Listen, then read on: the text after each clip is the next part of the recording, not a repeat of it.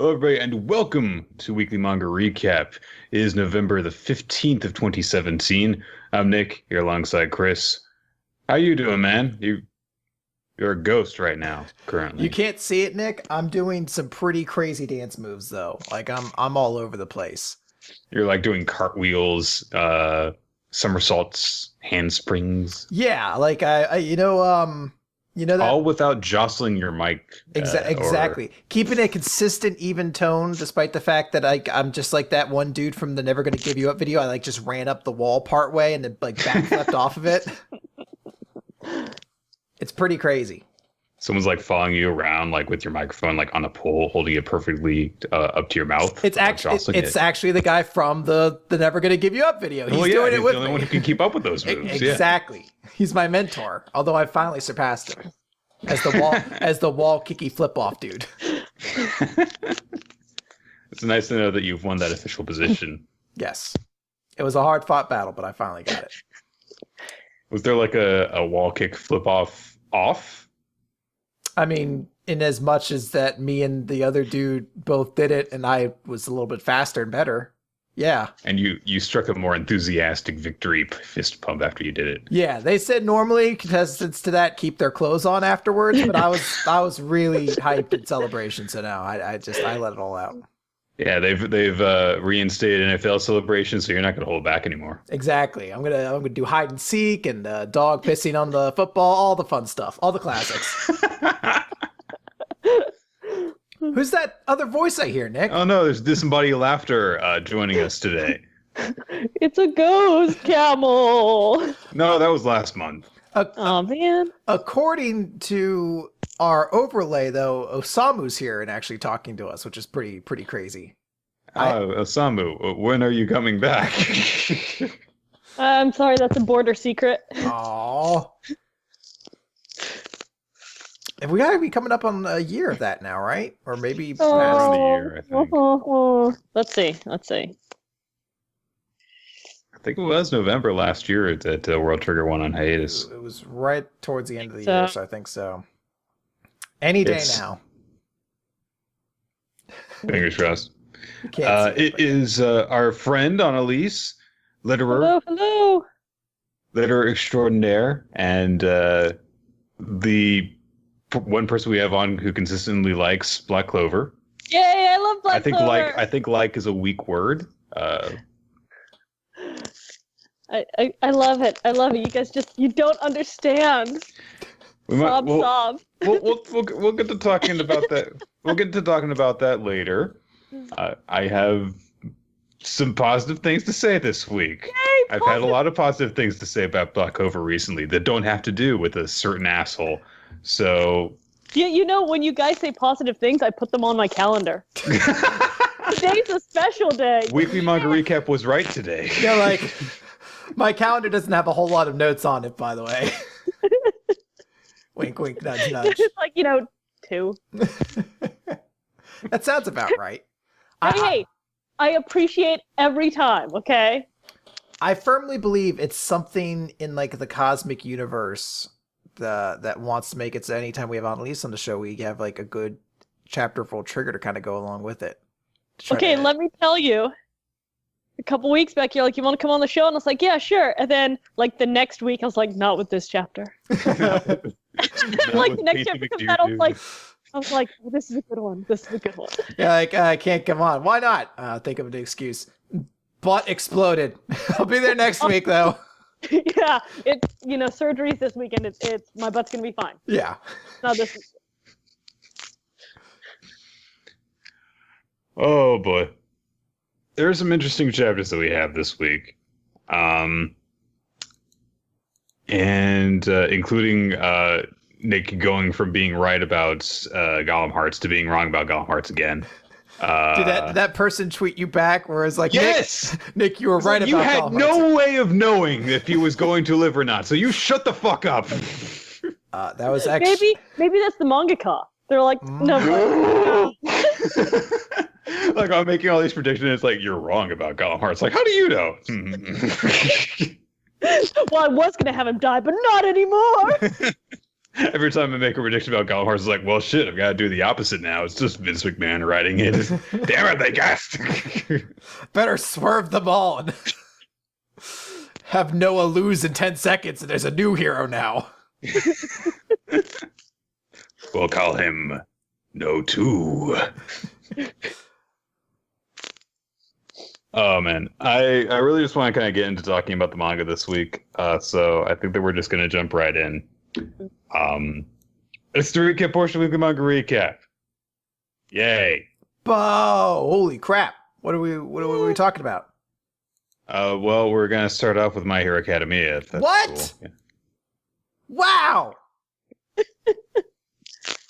Your enthusiasm. Zonkers! Appreciate. Okay. God, it feels so awkward right now. I've got no one to like make eye contact with. Just talking to a couple of ghosts. I could put Oogie Boogie back up on screen if that helps. I'll just stare at this minimized Skype window, I guess. Watch your icons pop up and feel like I'm talking to people, I guess. Nick, do you want me to send you a picture of me and then you can just look at that? Very comfortably and intensely. Yeah, I'm staring directly at the screen. You're like, it's only his face, but I can tell he's not wearing a shirt underneath that as well. That's what's so disturbing. All right. It's presumably the end of this whole arc of My Hero Academia. There is a twist and wrap-up to go through, but it's the end of the fight with the Shie Hasakai, or however the hell you pronounce it. It's a very awkward word to say. Last time, a couple of weeks ago, Deku punched Overhaul really, really hard and sent his mask flying off. And we kind of pick up where Aizawa was, held prisoner by Kurono, the time-stoppy dude with the weird hair, whose hair stabs you. That's a dude? I thought that was a girl. Oh, I'm getting bad at this. I think it's a dude because it feels very boys lovey of it, you know? Like he's Yeah, I think you're right. Shin looks very masculine to me. I guess I could definitely see it because it's a relatively effeminate kind of figure in general. But I think the Kurono is I don't know. That could go either way, couldn't it? I think you guys are right. I mean, it looks like really flat chest. I wouldn't be shocked, is all I'm saying. Mm. But I think that it's supposed to be a guy. I think you're right.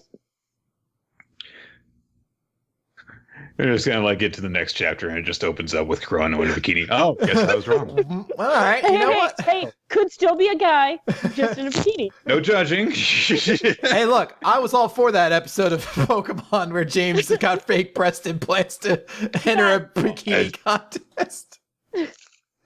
Was there a Pokemon related prize at the end of that he competed, or did he just compete in that contest for shits and giggles and to piss off Misty?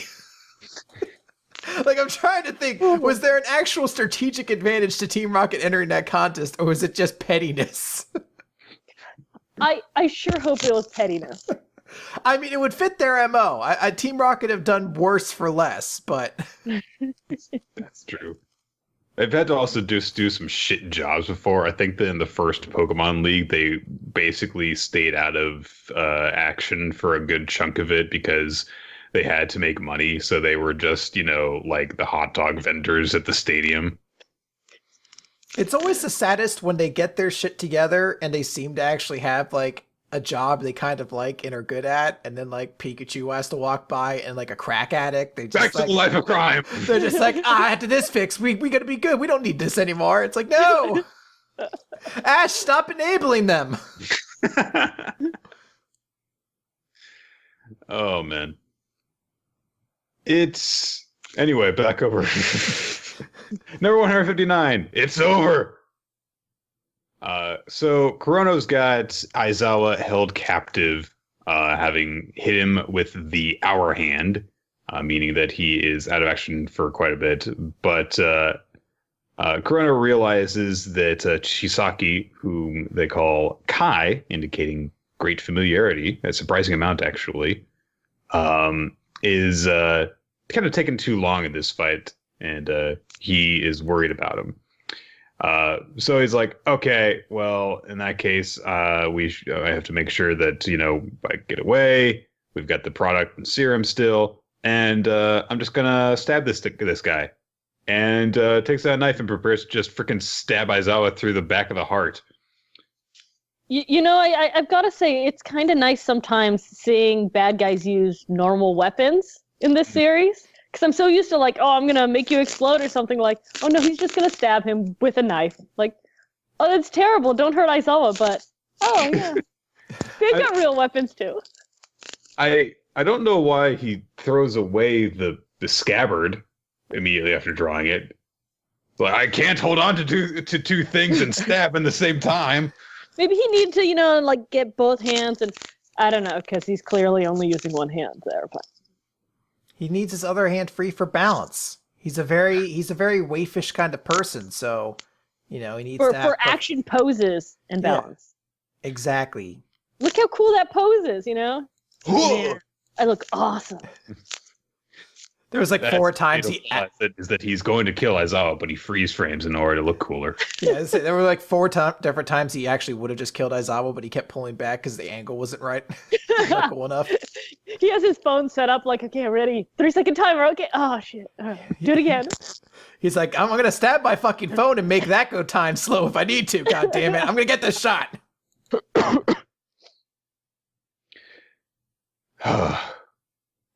So, fortunately, at the last moment, Sun Eater appears and extends a frickin' swordfish nose through Kurono's wrist in order to stop the stabbing motion. Has a very long swordfish nose. And also, ow.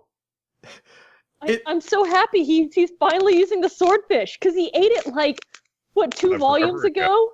Yeah. Yeah, and I was like, was that just a red herring, or... that's my favorite part of this chapter. Oh, the swordfish, yes! Good job, Fat Gum. I am stunned. This is not technically, I guess, a My Hero Academia comment, but I'm still stunned that we have yet to have a swordfish fishman in One Piece. Like, I keep waiting for it to happen, and it just hasn't yet, and it baffles me.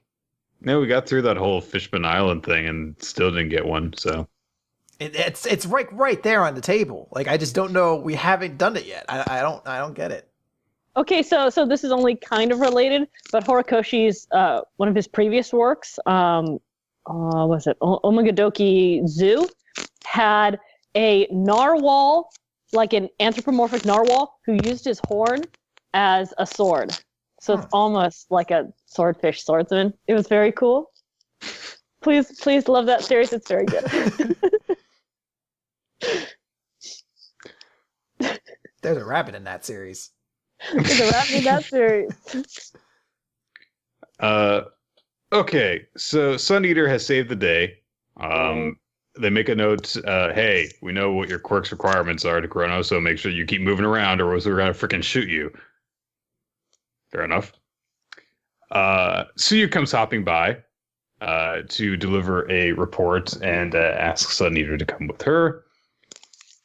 We cut up to the surface where Deku suplexes Chisaki, throws him into the ground, and he's got that super dazed, glazed eyes expression where you can't see his pupils because he just got KTFO'd.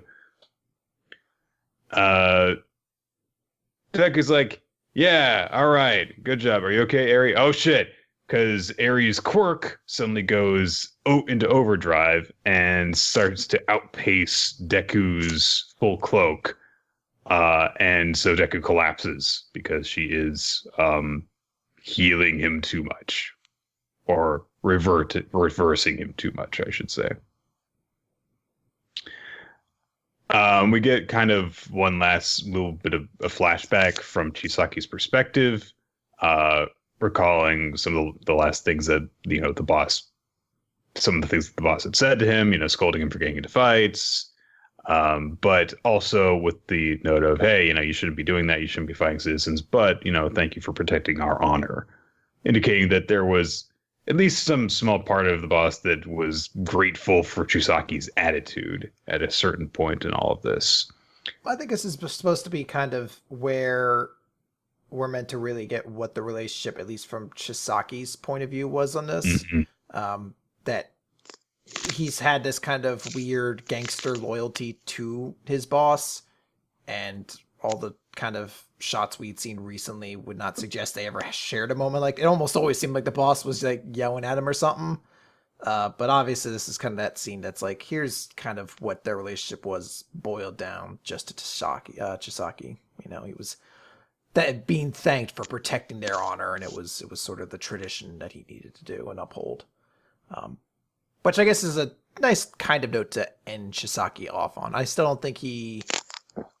Well, actually, you know what? Based on the end of the chapter, he may not be done yet, I guess. So, who knows? We'll see. Chisaki's transformation combination thing fades away. He reverts back to normal. At that moment, Uraka comes in and is like, I'm helping! And... Guys, I'm part of the big green team man group. Guys, I used my bugs to figure out that Obito's using teleportation space-time powers. I'm helping. At least she gets to do more than she was doing up until this point. But that's her big moment, is just the taking down Chisaki after he's pretty much already unconscious, and kind of putting him in the, sort of arresting takedown pose. She's like the person who like pins a dude after someone else just gave him like 4 finishers, and she just slides in. She's like, got it! We did it, guys! Aww. Just crawls over, puts the one hand across. I mean, he looks unconscious when she like does it, so it's just like she seems so dramatic. Like, she's like, just in the nick of time. It's like, but I think he was out. I think you're okay.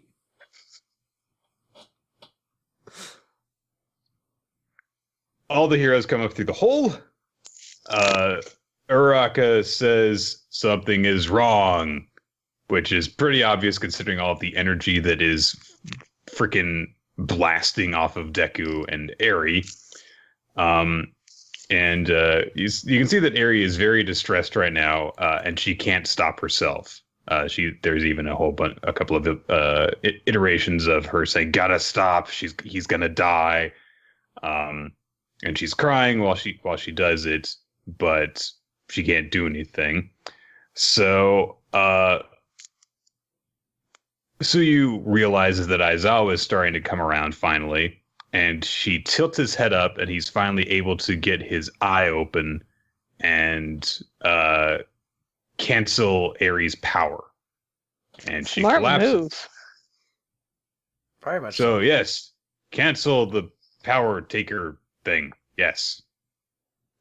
See, there's a difference between them. Look, see, there, difference happened right there. I like the way it worked too. I like that Eri had been given like 3 dramatic hero speeches going into this, and it wasn't just another one that got her out of it. It was actively like, all right, she's lost control, but I can neutralize her power and put an end to this. I like that it didn't just go along the same way of like, no, little girls, capes, it's heroes, safety. Come on. Capes are for wrapping up girls in distress. Yeah, cape. He just keeps hurling capes at her. 3 times the charm, right? I mean, come on. But I can't control my power. Take another cape. Sounds like you need more capes. I'm suffocating! Please stop! It'll help that out. Couple more capes. Look, she's not going out of control. I think she's passed out. Just dumps out a hamper full of capes.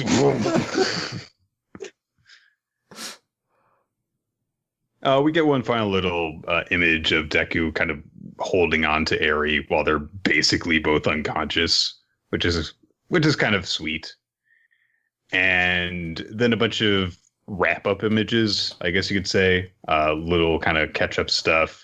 All of the different members of the Bullets being hauled in. There's an image of Fat Gum, pointing out, "Hey, help my sidekick, please," because he's hurt. He looks so worried.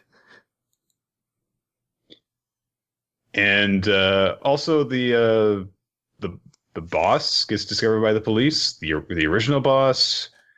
And then, ambulances show up and take all the injured people away. It's like, okay, yeah, you just hold on to your arm with your spare hand, will you? Not. Here you go. Okay, yeah. It's kind of gross. He still has that fucking rock through the chest too. Yeah. How is he alive? He's not dead. Amazingly. How? For a guy that's got a freaking spire of granite through his everything, he can speak remarkably well. How is he speaking? Jesus. I feel as though that emergency worker right there should be like, do not try and speak. You need all of this air. He would have survived, but he had to give a speech to a student. No, this is really important. Sir, You were able to twist the future, just spits out about a liter of blood onto Deku. he's like, I could have waited till Monday for that one. Yeah. Sir Knight, I have a lot to tell you. Young boy, he's dead. I don't. we should have But pulled his the eyes cover are all. open. Yeah, your eyes don't automatically close when you die.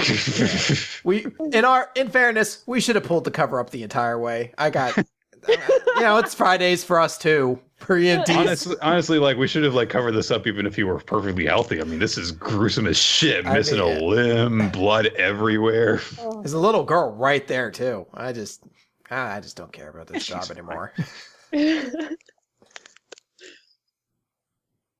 And Deku, gives this quick answer to. Well, it's not quick. It's kind of long, honestly, given Night Eye's condition, because he's like, "All Might is still alive, and he thinks he's got no right to face you, but you two will meet again. I know it, so you've got to pull through this."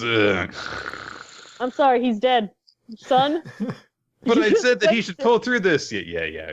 He's like, oh, hey, is your quirk the power to fucking make your goddamn dreams come true? No, I guess he's fucking dead then. Just one sassy dickish freaking emergency worker. This quirk, assholeness. I'm sorry, God I damn don't it, want to be Steve. an We asshole, bring you but along just to push the carts around. Freaking load people up onto the gurneys, and you always have to open your big fat dick mouth. I can't stop my quirk, guys. It's not my fault. I was born with the innate ability to rub everybody the wrong way. Usually on the night shift, so people don't have to deal with me. But yeah.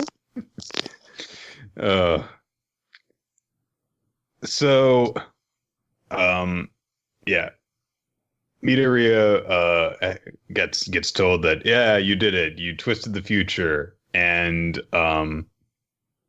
there is also people gather around Kirishima's stretcher. Fat Gum looks so distressed. Sorry, yeah, that's the panel where I meant he looks so worried right there. It's just like that face of him, like, oh. I think Kirishima is supposed to be awake in this shot, but I can't tell. I think he is. It looks like he's smiling to me. It looks like, he might be maybe trying to say something to Suyu at that point or something. It looks like he's maybe looking in her direction. Either that, or he's just one of those guys who just sleeps with his mouth open. He's like, but honestly, compared to Night Eye, he's fine. We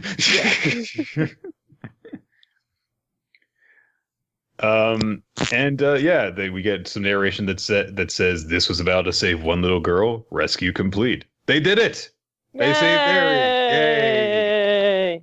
Deku defied the future and saved the day. And everything is happy now. Time to get ominous. So there is apparently a single police van, I think, or maybe there's another one behind it, taking Overhaul away, and along with them saying we confiscate their belongings, including the bullets in question, and there were also some capsules not in the report. Oh hey, what's that weird truck up there with the back of its back doors opening up? And it's Shigaraki and company. We should probably slow down and try to let them know that their doors are wide open. Their cargo could go loose. Let's just pull up alongside them and roll our windows down and, We are the good guys. I like how there's no reason for him to be doing this. But Shigaraki is sitting on top of the truck, Indian style, with his hands clasped together. He's like, in shogi. Hang on, let me do this right. In shogi, you just gotta capture the enemy's king, right? How? What did you say? What did you say? What? This is a high-speed vehicle, and you got hands on your face. Yeah. Okay, man. Cool. I'd like to think that Shigaraki just like is up there like spouting out cool phrases to himself, and no one else can hear him, but he just thinks everyone's in awe of how awesome all of his quotes are. He's like, you say it's shogi, just have to capture the enemy's king. Dabi's like, I don't know. He's been like this for 3 hours. I also like that talking shit to him is like, no, it's not that simple. I want to see it hit like a pothole, and he goes like tumbling off. Oh my god! Oh my god! Oh, and he has to climb back up and compose himself. And meanwhile, everybody else is just like, just get in the fucking truck, man. So wait, we have seatbelts. Jesus Christ! Who's driving? In shogi, you just have to capture the enemy's king. Low ceiling tunnel. Boom.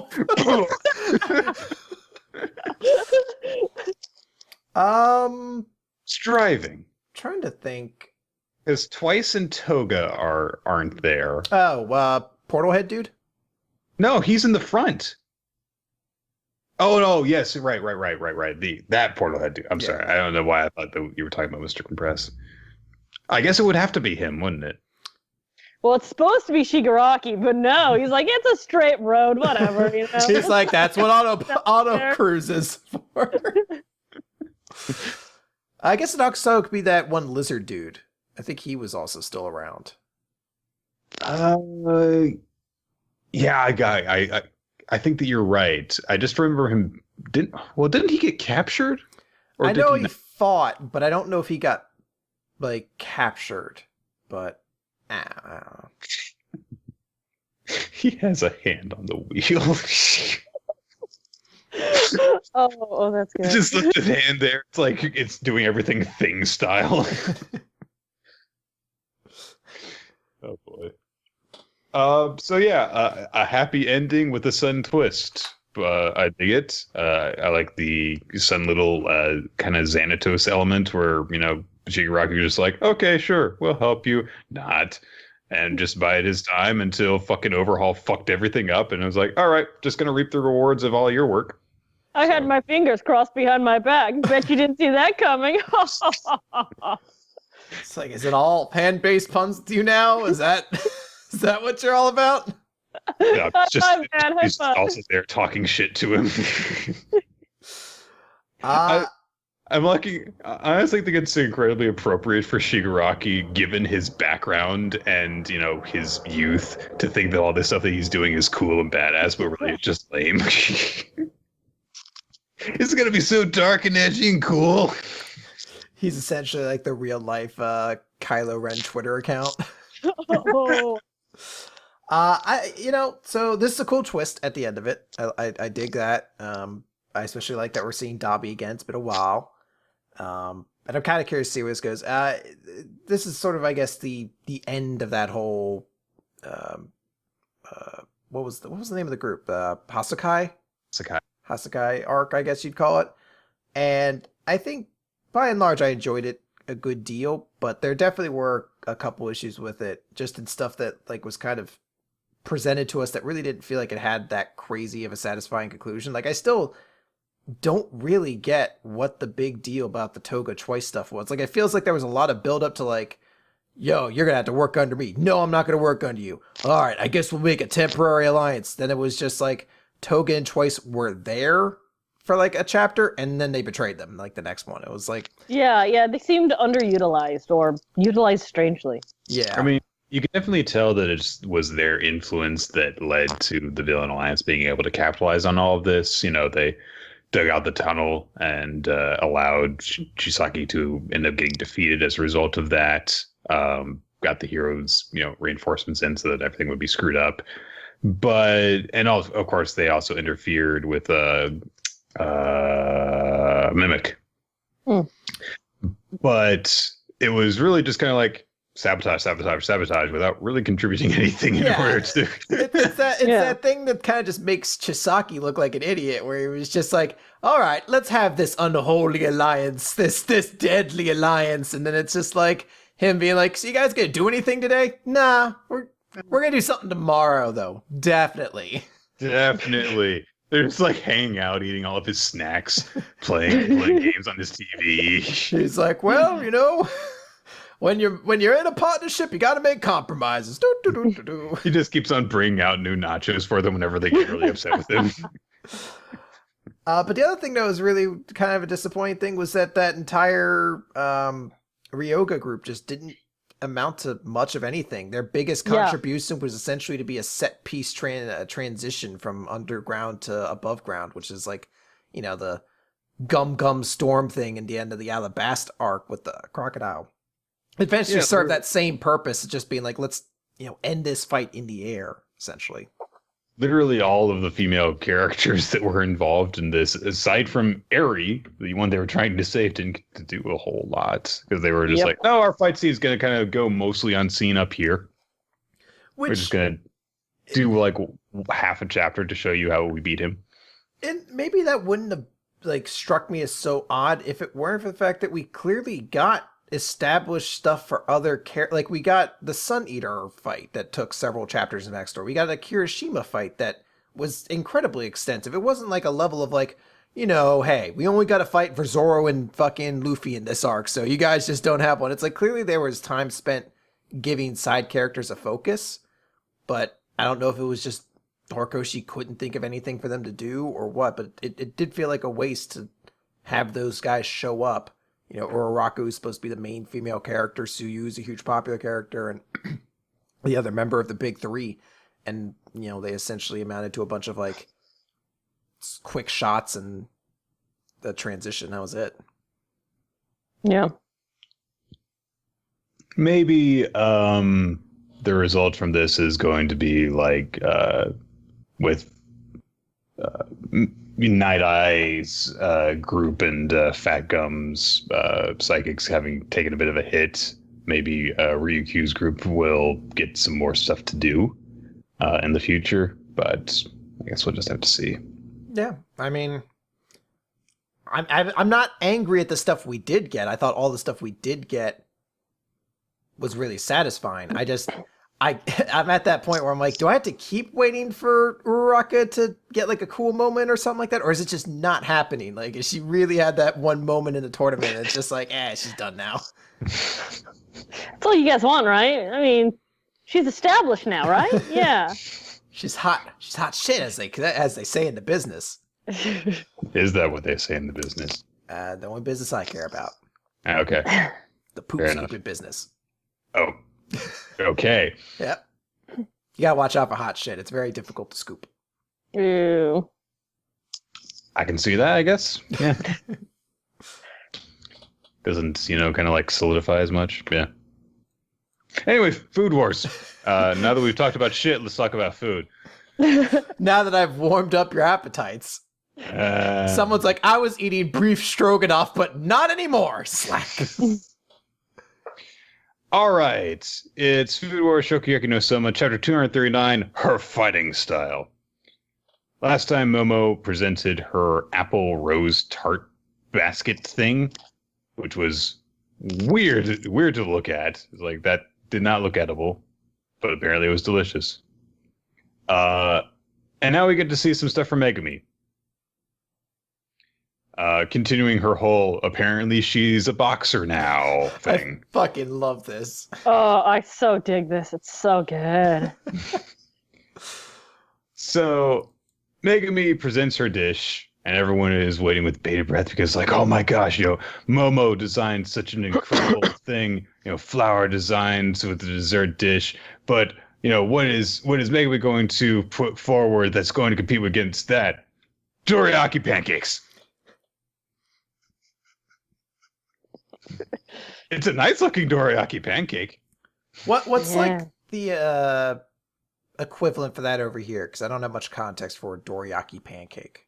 Well, I mean, it's sorry. It's like two pancakes with stuff in the middle. Yeah. Okay.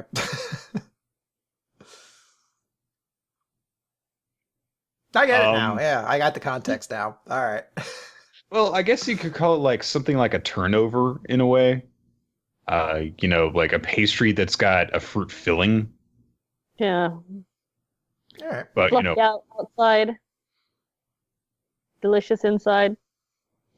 But I love how they put that forward, and everyone just kind of looks over Megami, and she's just like this plain-looking girl trembling as she like pours tea, and they're like, "Yep, I guess that's Megami, all right." I'm like, no, have none of you been watching? She's a boxer with apples for fists. But the judges dig in. They're like, "Oh, hey, it's got this white bean paste filling, and there are diced chunks of apple inside of it. So there you go." The white-haired judge is like, but I can tell that the earlier apple tart was superior in both visual appeal and fragrance, but Histoire is actually quite taken with it. He's like, I was like, oh, there's this wonderful, rich history behind all of this, and this particular way of forming it didn't come until like last century. And he takes a big bite of it, and the other judges just kind of watch him for a second, and he has even for Soma, this is kind of a weird reaction, because like, yeah, okay, it shows him, oh, his clothes explode off, but his head jerks as well when it happens. And I think that this, combined with the explanation that we get later, is like, I think that this is going to go on a tick. I think that's going to be like, okay, we need two more in order to exceed the prediction here. And we've got two more dishes after this, so it might happen. Yeah, so they're like, what the hell is with that reaction? And the other two start to dig in. And it is described as sweet deliciousness, ripples from the mouth straight up to the brain, a super heavyweight punch of moist, rich goodness. It seems as though it's like a summoning chant in Yu-Gi-Oh! Or something like that. Like, the gourmet-themed duelist is like, and now, behold, a super heavyweight punch of moist, rich goodness. Chef Puncher or some shit like that. Well, when you say it just rich, moist goodness, it could be so many things that aren't food. Yeah. But if it's a super heavyweight punch of it, then it puts you back in the mindset of food, though. Does it? Yes. Okay. Nick's like, let me keep my innocence, damn it. What kind of thing are you into that makes you think of anything sexual? I work on porn more often than you'd think. Boxing porn? Oh, there's always the dildo slap and stuff. Is there a boxing glove at the other end of the dildo? Or is the dildo at the end of a boxing glove? Nick, you obviously have not spent much time on Pornhub. That's where We'll just go with it being food. It gives a whole new definition to fisting. Okay. So Historics points out that the biggest secret to that flavor is right here, brushed on the underside of the pastry crust, apple butter. Have you ever had apple butter? I've heard of it. I've never actually. I don't know if I've had it. It's different. It's one of those things where it's like, what kind of different? Like, well, it's like you try it and it's like, this should be like jelly, but it's not. It's too smooth. It's weird. It's not. It's tasty and different, but it's not one of those things that I think that you should have like all the time, kind of thing. It's not something that is easy to kind of adapt to. Oh. But like, it's like antibiotics. Like, I shouldn't take too much apple butter. I get used to it. And no, just like that a super virus gets us. I really don't think that it's something that you could get used to having all the time. It's not peanut butter kind of thing where it's just like, okay, yeah, whatever. It's really stands out when you try it.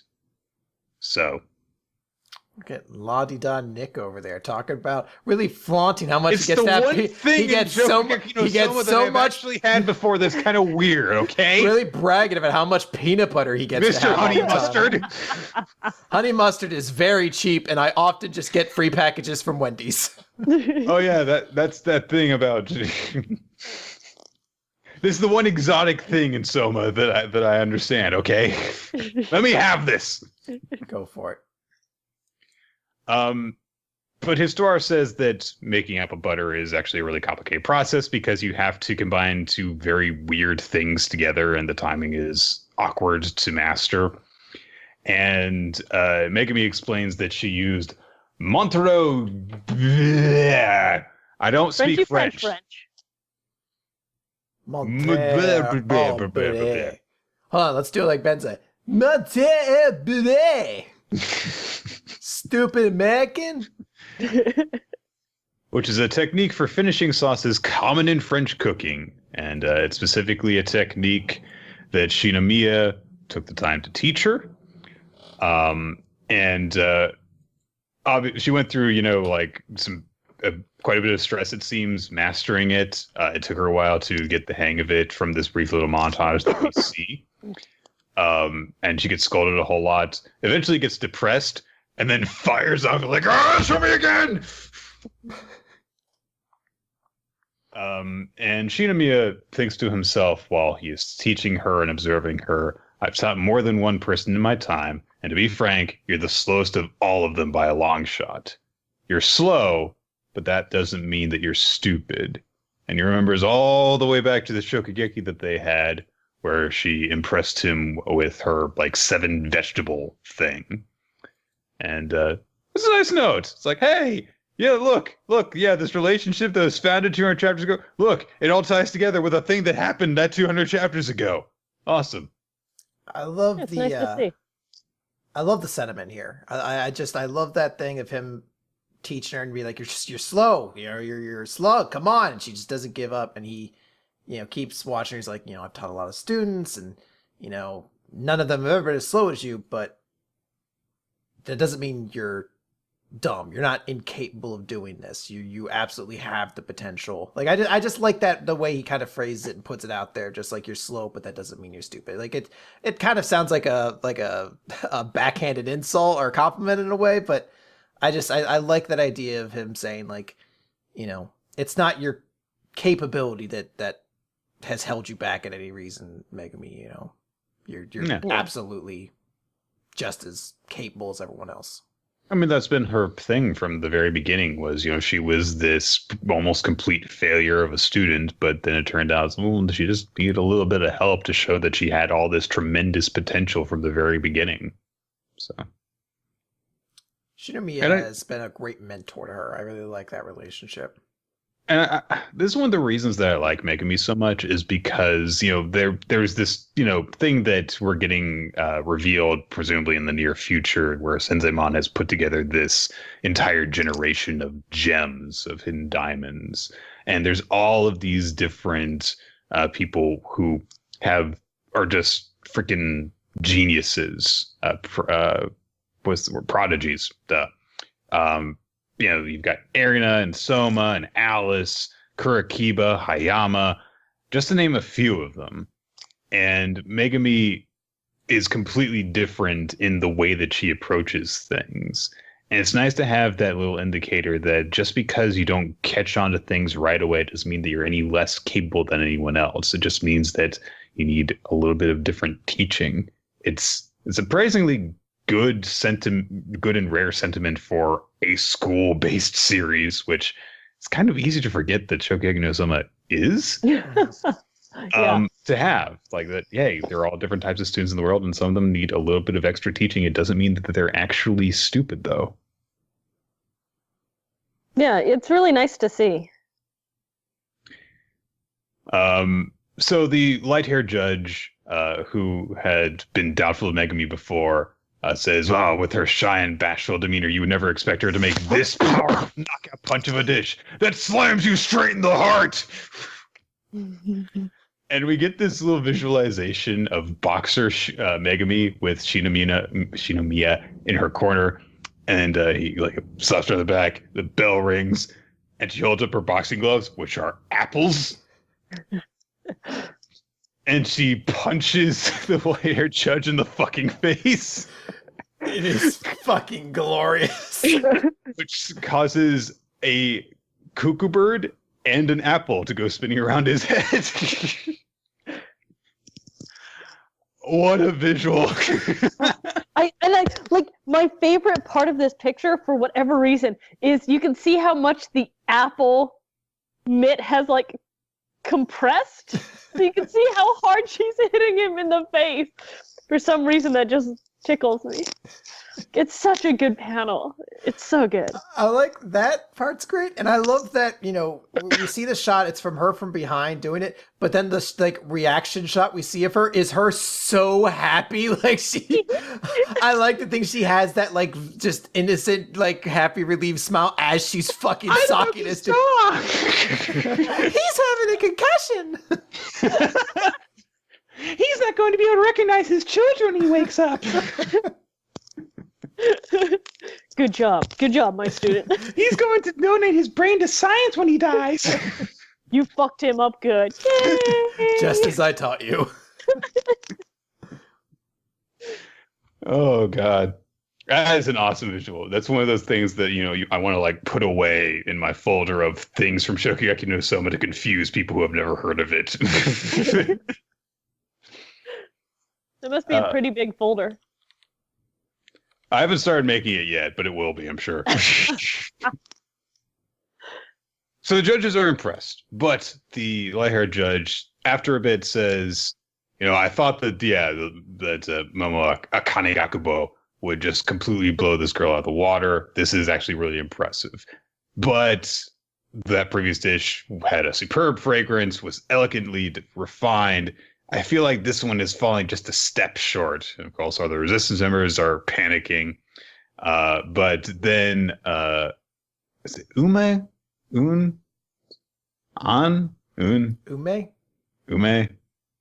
Something very short and kind of awkward to remember. The female judge, she catches a glance of Megami, who still has determined boxer look in her eyes. And she realizes she has not given up yet. Then is there something else still hidden within her dish? Wait, this is... And Megumi picks up her other fist, is like, you ready for this? You ready for this? Megumi pulls out the Dempsey roll. But if I'm correct, it looks like she bit directly into the center of the pancake. So presumably that's the last special ingredient inside of Megumi's dish that will get revealed next chapter. This is a good chapter. And I gotta say, I think Megumi's dish looks way better than Momo's. Like, Momo's is pretty, but like if I see it, I don't think, oh, I want to eat that. But I see dorayaki and I'm like, yeah, I want to eat that. I mean, it looks like, one of those kind of things like, yeah, I wouldn't like go somewhere and order that for breakfast. Hell yeah. Whereas the one with Momo is just like, is that actually like gonna taste good? Because it looks, it's like I should just be looking at it, not eating it. I have like a real issue. Like whenever I see food that's made really well, I'm like, I don't want to eat this. Like I feel like I feel like it'd be like me walking into a museum and just like taking a fork right into a painting. I'm like, no, this is art. You're just supposed to look at it, admire it from afar. I'm not allowed to eat this. I can't do it. Yeah, and they get really angry when I start eating paintings at the museum. So I'm going to assume I shouldn't be doing this. I definitely dug this chapter. I think this was a supremely cool like build up for Megumi. She has that amazing 2-page spread. She's really just gotten kind of built up in the right way. The mentoring with Shinomiya is paying off, and there's still one last kind of twist in this to see the result of. So I'm super stoked. I think this is a fantastic chapter. I'm really I'm sitting there. I'm like, I don't know if I would be able to find words to express my disappointment if somehow Megumi still lost. The end of this is like, fucking the one judge is like eating into it, and she's like, wait, this is some hair. You got hair in this one. You're disqualified. She's like, no. I'd be like, no, why? My heart. I like to put a little bit of me into every dish I cook. Do you like it? Do you like it? Did you like the jagged metal lump I left in the side of your fucking apple dumpling? Did you like the arsenic? What? Not for me or else. Okay. Yandere Megami would be a sight to behold. Okay, I think that now is when we do the jump starts. Yep. Or is it? Yes. Yep. Okay. Okay. And will it load? Is it gonna load anytime soon? Hang on. Fucking. Sometimes I really don't like the way that this works. Let's get Jeff on here so we can yell at him. Jeff. Yeah. Hello. Yes, Nicholas. It's me, Jeff. I'm trying to like channel the dorkiest voice I can. Like, yes, hello, Nicholas. Golem Hearts, the end of the jump start. Have you tried finagling with your flex capacitor? Perhaps that will alleviate your technical issues. Chapter 3. He pushes his glasses up. I get it. For whose sake? So last time, Noah and Lemick had to deal with a dickhead soldier. Noah cast paladin arts on himself, cut the golem in half, and ran the douchebags off. And now he has collapsed. Lemick is still dying. Start of this chapter, Lemick is still dying. The girl that we saw at the end of the previous chapter comes along and is like, wonder what the hell happened here. Oh, hey, Lemick! And shoves a bunch of people aside, realizes, there is a military issue golem here. Okay, well, and it looks like she stabs it with something. That's what it looks like to me.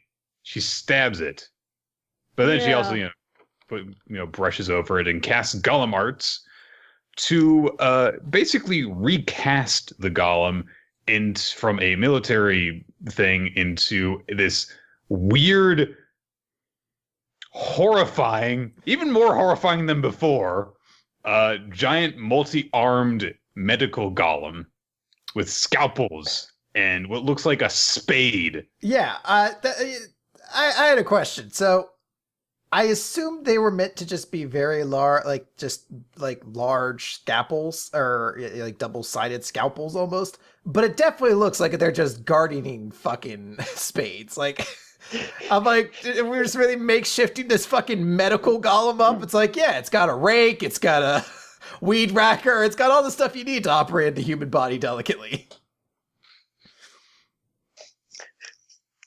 Also, odd possibility, but maybe that thing she does with the golem where she kind of like smacks it first was her removing the padlock that they said was put on it. That only the she said that the core was cracked.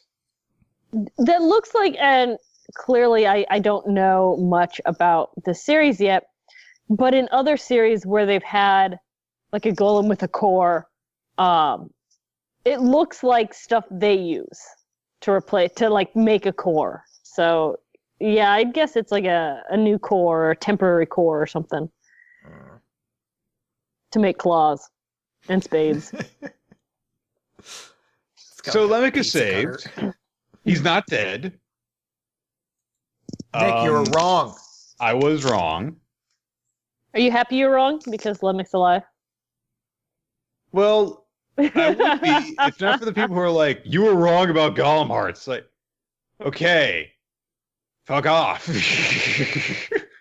I've been wrong about manga before. A lot.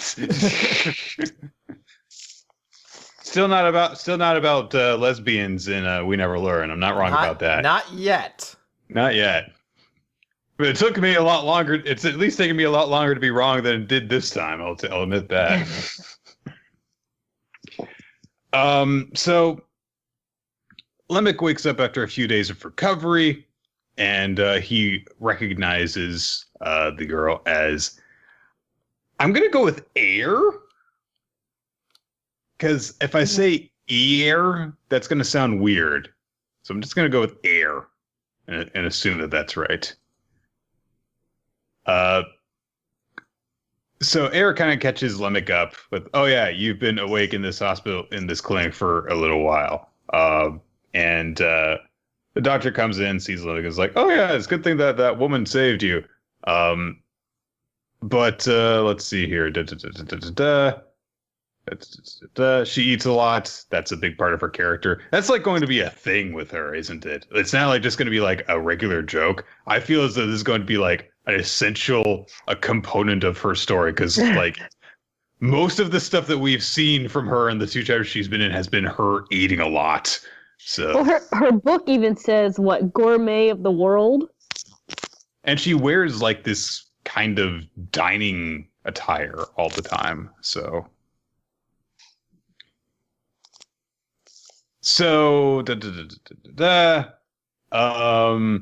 we get a bit of backstory to Air and Lemek's history together.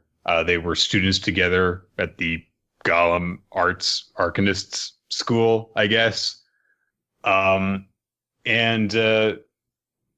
Lemek, kind of remembers some of their time together because he can see beyond this kind of rough exterior that she has. And he remembers how much she actually would have to put herself through studying for, learning, Arcanist stuff. Noah shows up. In his typical fashion, he hugs, he glomps Lemek. Smart thing to do when he, was almost dead. But he's Noah, So Lemek introduces Noah and Air to each other. Her full name is Air White. It almost seems like it's going to be a pun on something, doesn't it? It kind of does. Like, I know it isn't, but it sounds like it would be. But after a quick introduction, what would it be a pun for? I don't know. Like Air Egg Whites? Maybe her middle name's Egg? What a cruel parent. Seriously, hey, I'm Egg Whites. Like, oh god. This is my daughter, Egg, and her sister, Omelet, and her little brother, French Toast. I named all the kids while having breakfast. I was and I'm really not hungry, okay? I love breakfast. I love it. Especially dorayaki pancakes.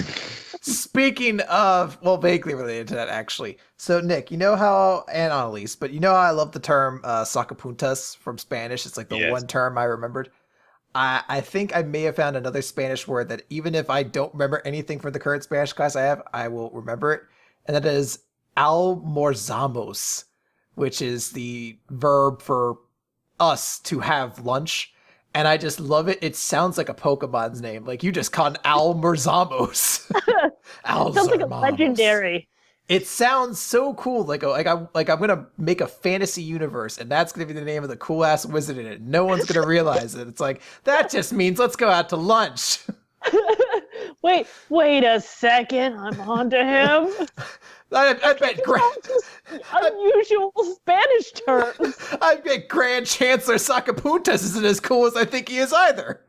It reminds me of that one Ludicolo meme from a little while ago. Someone made like this comic that was like a fake Spanish commercial for Ludicolo and all the wonderful occasions that he was perfect for. And it was just, this like really bad Spanish stuff that was like, perfect for all occasions, parties, funerals, gay pride parades. And Ludicolo's there making inappropriate comments for every single one of them. Like, Juan es muerto. Que triste.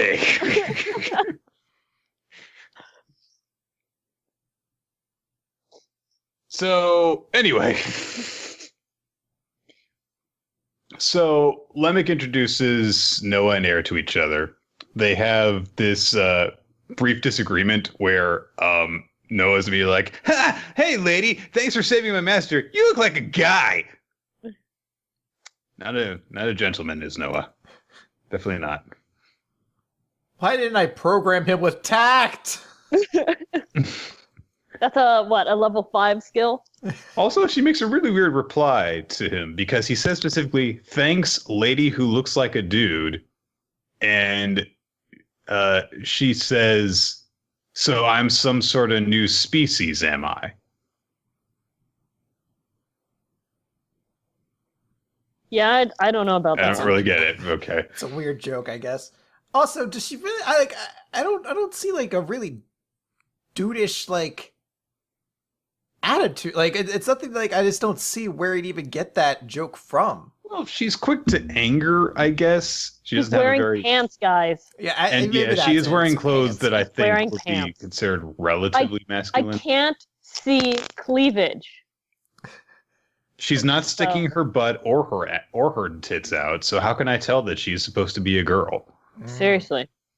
I am supposed to. You're supposed to be writing this for 14-year-old boys, so how are they supposed to be able to identify with the female character if not sexually? Yes. So. Better keep them off to the side. Don't let them do anything too big during the arc either. Just have them come in and act important by like tackling the villain after he's already been defeated. I got him, guys. He was unconscious and on the floor. I got him. I did it, everybody. I did it. Most dangerous when they're unconscious, you know. Air and Lemek tells Noah that Air is going to be his new teacher, which they both object to because they're just like, "What the fuck? What are you trying to do here?" And Noah says, "No, you're my teacher, master." But Lemek tries to explain to him, "Hey, look, you know, what will happen with Noah if something bad happens to me? You know, like getting a freaking wooden beam shoved through my rib cage. That would be pretty bad." Just maybe. Yeah. So Noah has to, you know, learn how to be able to repair himself, to protect himself, and to keep on living, even if I'm not here to help him. And I don't have the capability or the knowledge to actually be able to teach him. And Bear's like, "Oh, whatever. Sounds like your problem. Bye." Peace. But Noah beats her through the door, essentially, because he runs away crying. And then Harris again is like, "Okay, bye." But Lemek gets down on his hands and knees and begs for her help, saying, "Look, hey, time's not on our side. The army's going to come again for Noah, and I'm not going to be able to protect him. I can't lose him again." Do you think that he's referring to something that's happened in the manga there? Or do you think that it's something in my past? So they say earlier on, Air says, "Never mind me, what's the deal with that golem?" And that appearance of him, "Don't tell me." Then Lemek says, "A lot's happened." Mm-hmm. So I think something clearly has happened. Maybe Lemek had a son or something.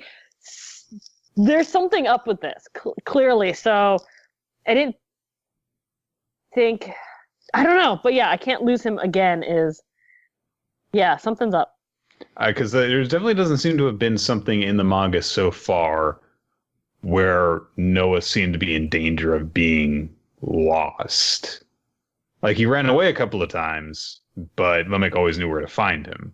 And he didn't get successfully taken away in the last chapter, so I don't think that that's what he's referring to either. So I think that you're right. I really like this panel where he's basically thinking like, "Look, I know it's really cunning, but she can't turn this down." Mm-hmm. Like, I like that he acknowledges that he's using her. Yeah, I'm manipulating her. There seems to be like some honesty to this, but he knows that he's doing this because he knows it'll work. Yeah, he knows that she can't turn him down. So she is good person deep down, however cold-hearted on the exterior she is. So he begs for her help. We cut away to Noah in his usual spot. And Lemek, tracks him down. I was like, "You're here again. You're a simple one, Noah. You're predictable." And he explains to Noah what he's trying to do here, because he says, "Look, I need you to work hard, learn all that you can from Air. And once you're the world's second best arcanist, hey, like you said, that'll make me the best. So come on, go with her. Do this for me." And Noah, is emotional about this, and it's clear that like he just doesn't want to leave his master behind. He doesn't want to leave his dad. And Noah says, "Hey, I've been thinking about it. I'm not smart, but I've been thinking a lot. It hurt." But he says, "Maybe it's because I'm so useless and I mess up all the time. Maybe that's why you hate me, and that's why you want me to leave." And I was like, "No." And I was like, "No. I realized that you're not that kind of person. You're always kind. You always care about me. So if you're saying I gotta go, then that must be for my sake. So I'll go with her." And they have this big emotional hug. Oh. It's a very kind of vulnerable full page spread where they're hugging, because neither of them looks at all in the least bit dignified. I very really vulnerable like and emotional. Yeah, I really like this series. I was kind of so on it, but this chapter it's so open with the emotions. Like a lot of times, I mean, Jump series have a lot of emotions and people cry all the time, but there's something just really pure and innocent about this, and really, I don't know, warm and caring. And it's just, oh, I want you guys to be happy. Oh, I bet only good things are going to happen to Noah and his family from here. No, and Air leave off, and immediately 5 soldiers show up with different types of death machines and kill Lemek 5 different ways. Oh. Yeah, I think this is a very solid jump start, and I think this is in particular a great sequence for a jump start, because this really did give you a good taste of what the series is about and ends it on almost like this part function as a prologue to what I guess is the series itself. A lot of other jump starts will end in mid situation or something like that, whereas this one ends in closure essentially, and the idea of a promise of the future and things like that.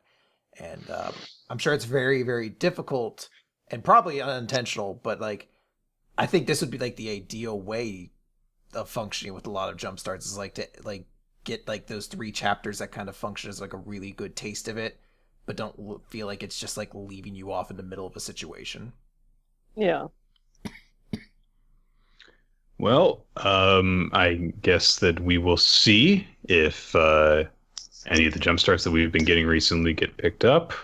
If you like any of these jump starts, make sure you fill out the surveys. Tell Viz. That really does do a lot to get things into the magazine. Mm-hmm. I would guess that of the ones that we've gotten recently, this one probably has the best chance of getting picked up. Not even in terms of quality, although I do think it's the best, but in terms of it's the most kind of straightforward, what you would expect from a Shonen Jump series kind of thing. I think they would have the widest appeal among the general audience, but we'll see. Vote for it, guys. Vote for it. Nick, okay. Got a feeling though, in a bit of a mood. The only way to solve it though is to get stoned. It is Dr. Stone time, right? I didn't just abruptly shut that up for the Promised Neverland, did I? No. Okay. You got the. I got right. it. I'm just saying, you said that in the way that you were building up to asking for more cowbell. I mean, Nick, I got a problem. I got fever. I need more stone. Doesn't have the same cadence to it, does it? I gotta get stoned. No, it's getting worse. Now I'm just going to Wahlberg. What? No. No, what? No. This guy gets stoned. We gotta get stoned, man. Yeah. Dr. Stone, Z equals 35. The Masked Warrior. What a way of resolving this problem. I did not see this coming in any respect for the stuff that got set up last chapter. I had a small inkling that something like this would happen, in the extent that we had the obvious setup of, oh, Kinro has blurry eye problem too, in the same chapter that Suika got her vision fixed. And I was when they introduced at the start of the tournament was the that first matchup, I was like, oh, okay, like maybe then I guess Kinro will lose here and they like address it later on, and that's when it gets brought up. And fuck yourself, you don't know shit about this series, I guess. So last time, as Magma and Kinro were beginning the first fight of the tournament to determine the new chief of the village, Mantle came running in and said, "Oh yeah, Suika fell in the river, guys. She's gonna drown. Oh no!"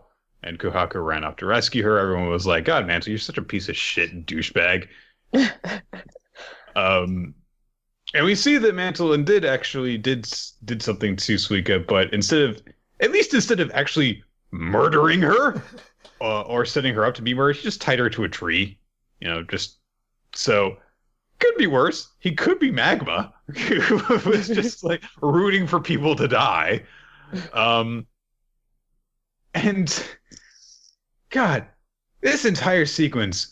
Never would, if you gave me like 10 guesses as to what would happen after the last chapter, I would not have seen all of this sequence happening in this one.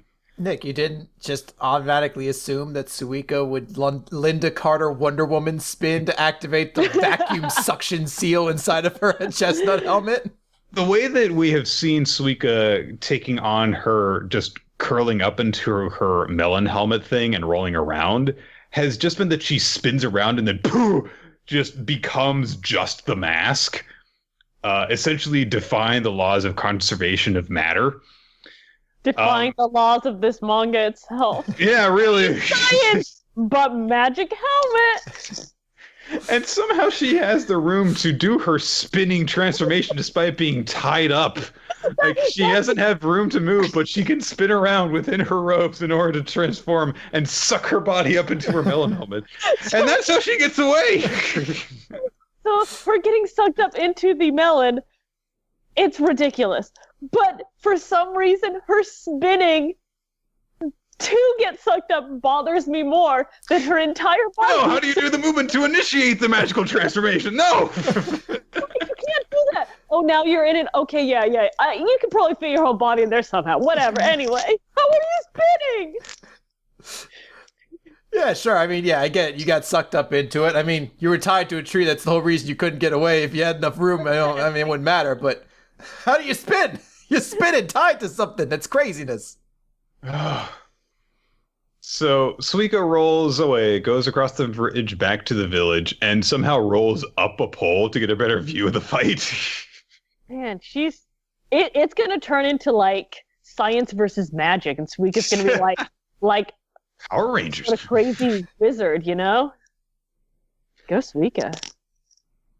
So Kinro is fighting Magma, more than holding his own, and Magma actually indicates that he's like, "Oh, when did you get so good?" And everyone's like, "Oh, wow, he's doing really well. He might actually freaking win this. Nice."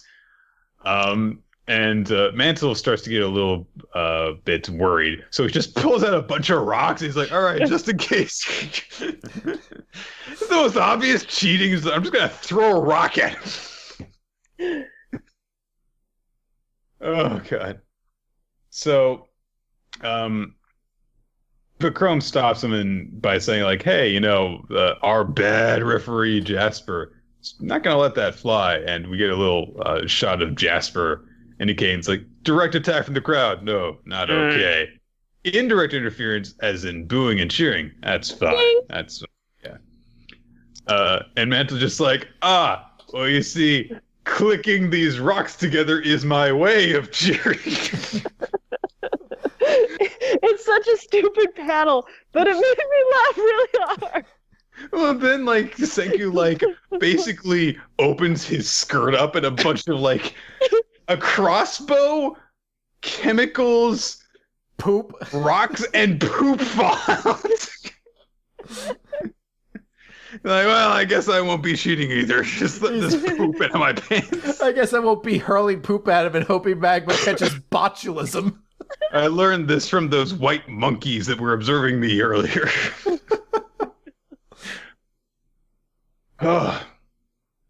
So, Magma is forced to take some distance between them. He's kind of pushed into a corner and needs to take some distance, but Kinro realizes, oh no, this is bad because from this distance I can't see him clearly, and he starts to squint, which Suika notices right away because, and although that's so distracting to me because there's an error here because like Ginro, she tells him Ginro for a second. It's like no, it's already confusing enough for me to get their names right. I don't need Viz to be making it harder on me.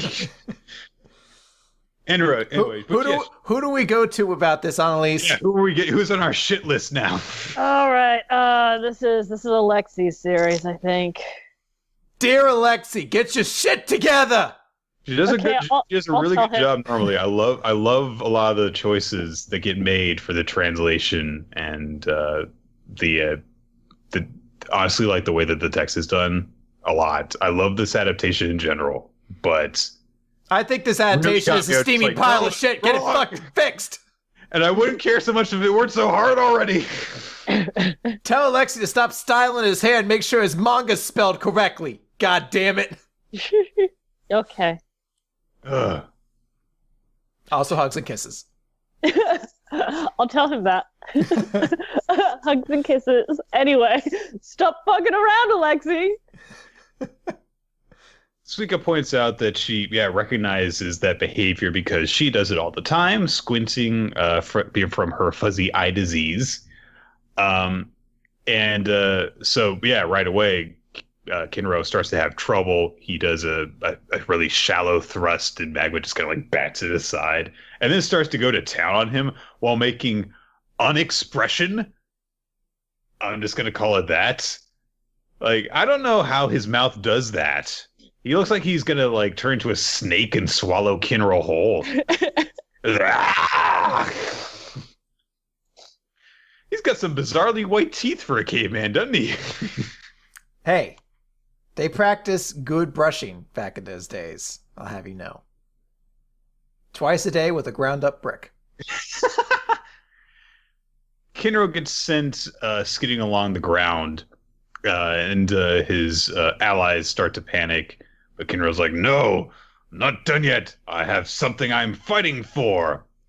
And all of a sudden, Suika appears in the little shrine hut. And it's like, I need to borrow this wind-up ramp. And she rolls down the ramp leading up to it as Magma is ready to finish Kinro off. And as she lands at the end of the ramp, Suika throws her helmet, which goes flying through the air, and shouts out to Kinro to take the science eyes. And he leaps up into the air, grabs the little melon helmet, throws it on over his head, and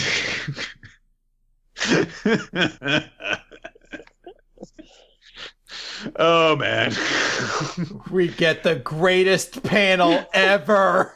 He looks simultaneously so cool and so stupid. Everyone comments like, he looks super creepy. I'm like, fuck you, he looks awesome. I want to look like that. He looks super cool. There's some cosplay for you guys. If Annalise says it, then it's gotta be true. Boom. Oh god. And yeah, Senku and Ginro and Chrome are just like, he looks kind of creepy. Fuck you, you just don't have the balls to be as staring as Ginro. He's pulling it off. The fact that he's got that like super pouty face. It just like, it makes it. Oh, it's good. That's good. Oh, Magma charges in. Kinro can now see him clearly, and he immediately is able to dodge his blows, which gets Magma panicking. And Senku comments, "Hey, the prescription's made for Suika, but it's working out pretty well for the time being." And Kinro does this cool thing where he blocks this kind of uppercut shot with Magma's weapon with his foot, and he says, "I'm grateful to science, to Suika, to Senku," and starts knocking Magma around. He says, "Take this lesson to heart, Magma. Once science helped me overcome these eyes of mine, it became clear that I have long since surpassed you."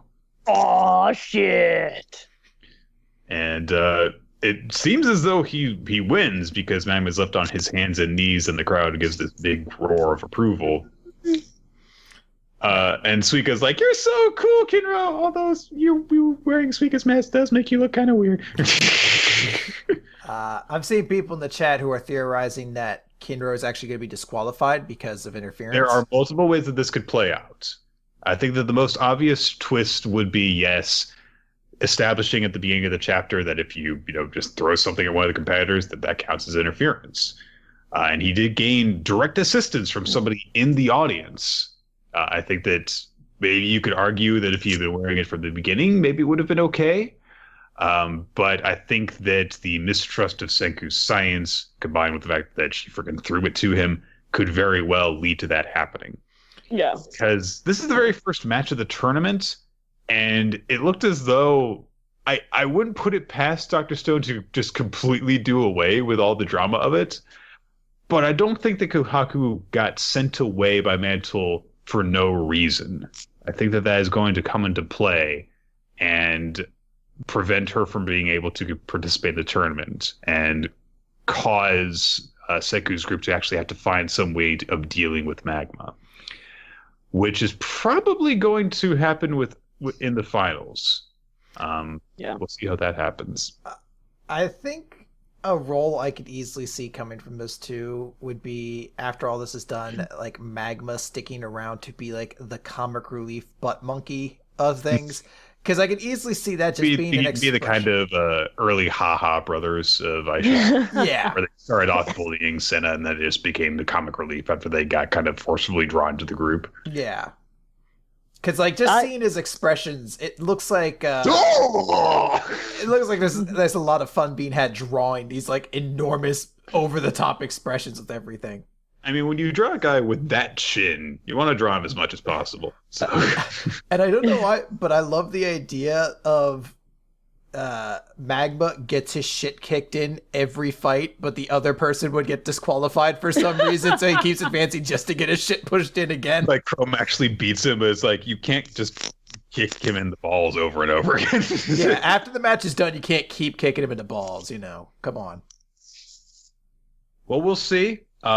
If Magma goes through to the next round from here, I would assume that he's going to fight Chrome. I don't think that Mantle is going to be that great a fighter, even though he was able to kidnap Suika. He seems way too slimy. So if Magma advances, he would have to deal with Chrome, and then if he were to go into finals, it would either be with Senku or Ginro.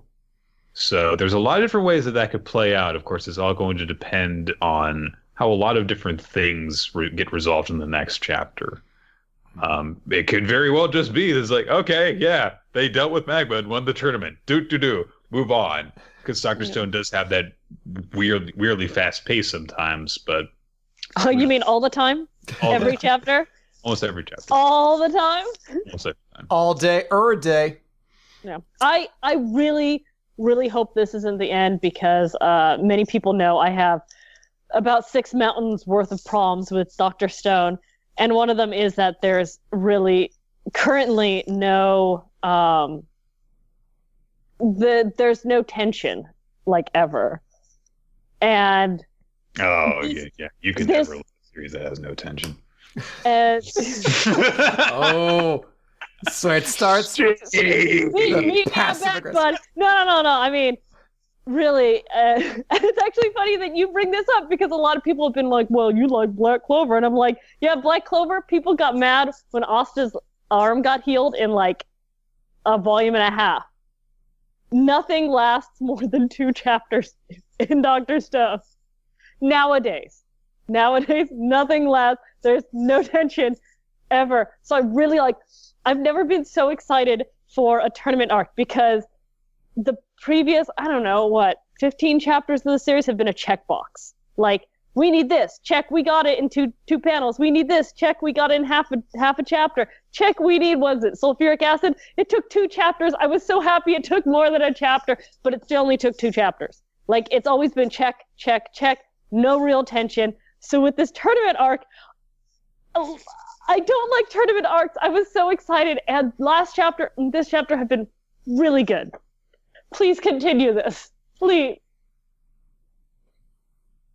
So yes, but I think Magma is going to be maybe comic relief in the end, but my guess is that he's going to be the weak link to the village, and what's his face, Shishio, will get him on his side. That's And entirely possible. He was being remarkably over the top evil before, so.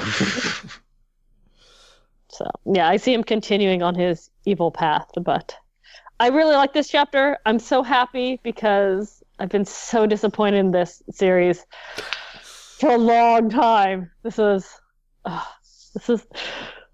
so happy this is a good chapter, guys. Somewhere Anyway. out there, I just imagine Annalise had a thought process at one point where she was just like, Dr. Stone would be a lot better if Will were in it. I'd like this series more if Will were around. Oh goodness, please. No. No, I would love the series if Shishio's like, I'm gonna, bring back all these kids. Why did I bring this kid back? Oh my god! All these. Will's like, I'm gonna paint a picture of you. No, don't. Just go away. Why is he stronger than everybody? Yeah. He's stronger than everyone, but he just keeps on wrecking our plans. Shishio's like, I just need to snap his dick. Oh god, oh, he broke my arm. How did he do this? Real's like, oh, Real broke his own arm too. He's like, oh, my arms are both broken. What? How Fucking are you stupid still ass painting? butler man, save me. Can you see his butler come out with very primitive skin tuxedo on or whatever? Yes, Master Real. I think He's just like, wait, how did this guy? No, I'm killing adults. What is this? Real's like, yay! I think I'm so glad that Master Real has friends. Whoa. Hey, nobody likes him. I want to make that clear. Nobody likes this kid. Look at you. This is my friends. he's eating paint. No one likes him. All right. Eat wall candy. Walk. He gets snot all over my stuff. I hate him. All right, let's jump over to We Never Learn. Question 39. The light in a genius's eye is all X. So it turns out it's not a new girl. It's Fumino, who was there at the train station. Yay! Which I really wanted it to be like a ghost or something, to be honest. So this was kind of disappointing. Oh, Ghost Girl and We Never Learn? Hell yeah, it's just what we need. That's one way to keep the harem fresh. I don't know why I thought it was going to be a ghost, but I really wanted that to happen. He gets there and it's just a female clone of him. He's like, oh, anyway, he's like, I don't know how to approach I this. feel about this.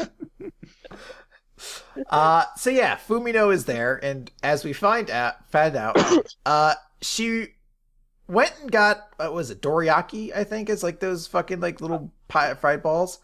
She got those and stared at the sky for I guess fucking hours.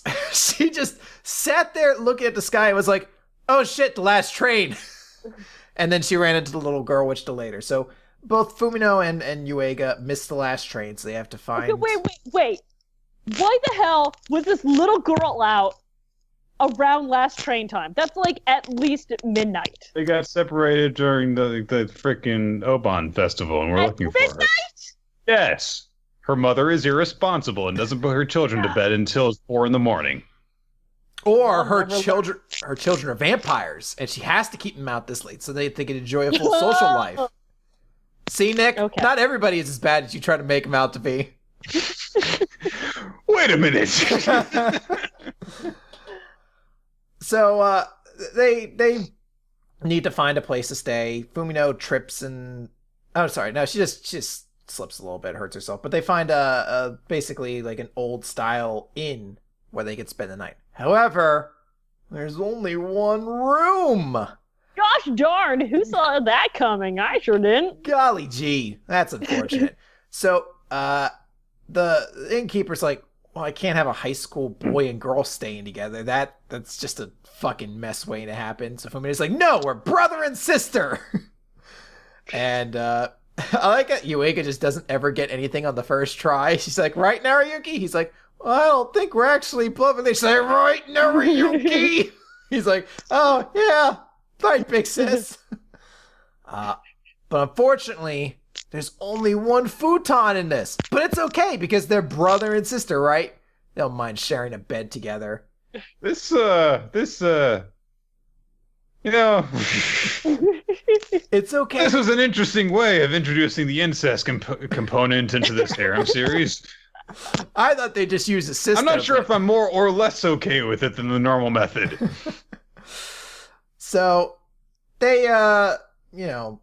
they share the bed together and they're like, yep, it's going to be no problem at all. But of course, it's a huge problem completely because immediately as soon as they lay down, both of them are immediately like overcomplicated with the thoughts of like, oh, I'm like right next to this person. I know I'm not touching it, but I can feel their heat. Why do they smell so good? And then I think one of their butts rubs against the other butt. I'm not entirely certain. I'm confused by this for about or one of them 4 farts. I don't know.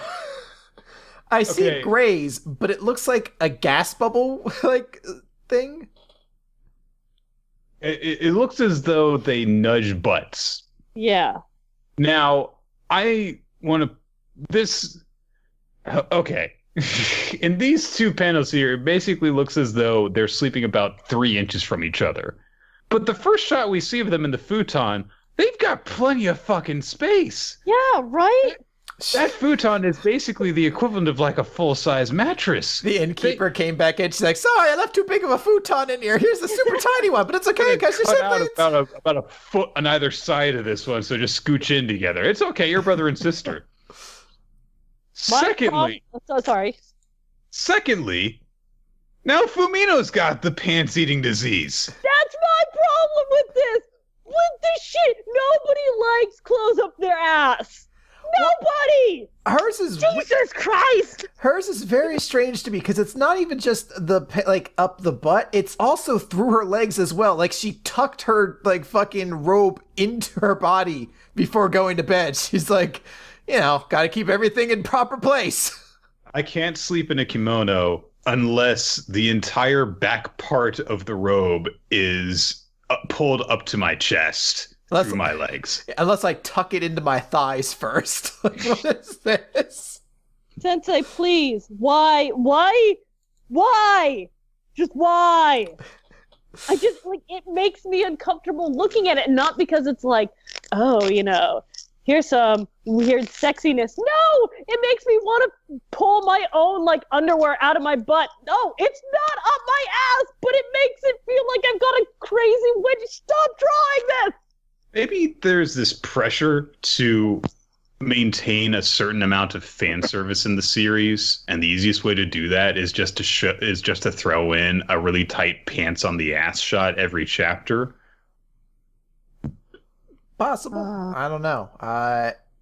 Like just to throw in like an instance of fan service per chapter, but there's no, in order to be more creative than just, oh no, Yuiga fell into a girl's skirt, or oh, Yuiga walked in on a girl changing, or this girl happens to just be wearing inappropriately cleavagey clothing. It's just like, no, she just doesn't shop at the proper department store and her pants right up into her crack. Girl, it's okay to get a medium. You don't need a small.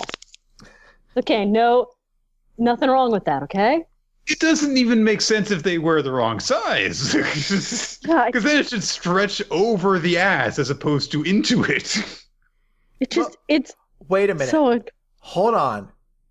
If the clothes in We Never Learn stick to the body like that, almost as though it's kind of like a vacuum suction within every female character's butt, then Suika's helmet seems to utilize the exact same technology. Oh! So Yuiga could spin around a couple times, get sucked into Fumino's butt, and roll down to make sure that Kinro wins that tournament match. And up a pole.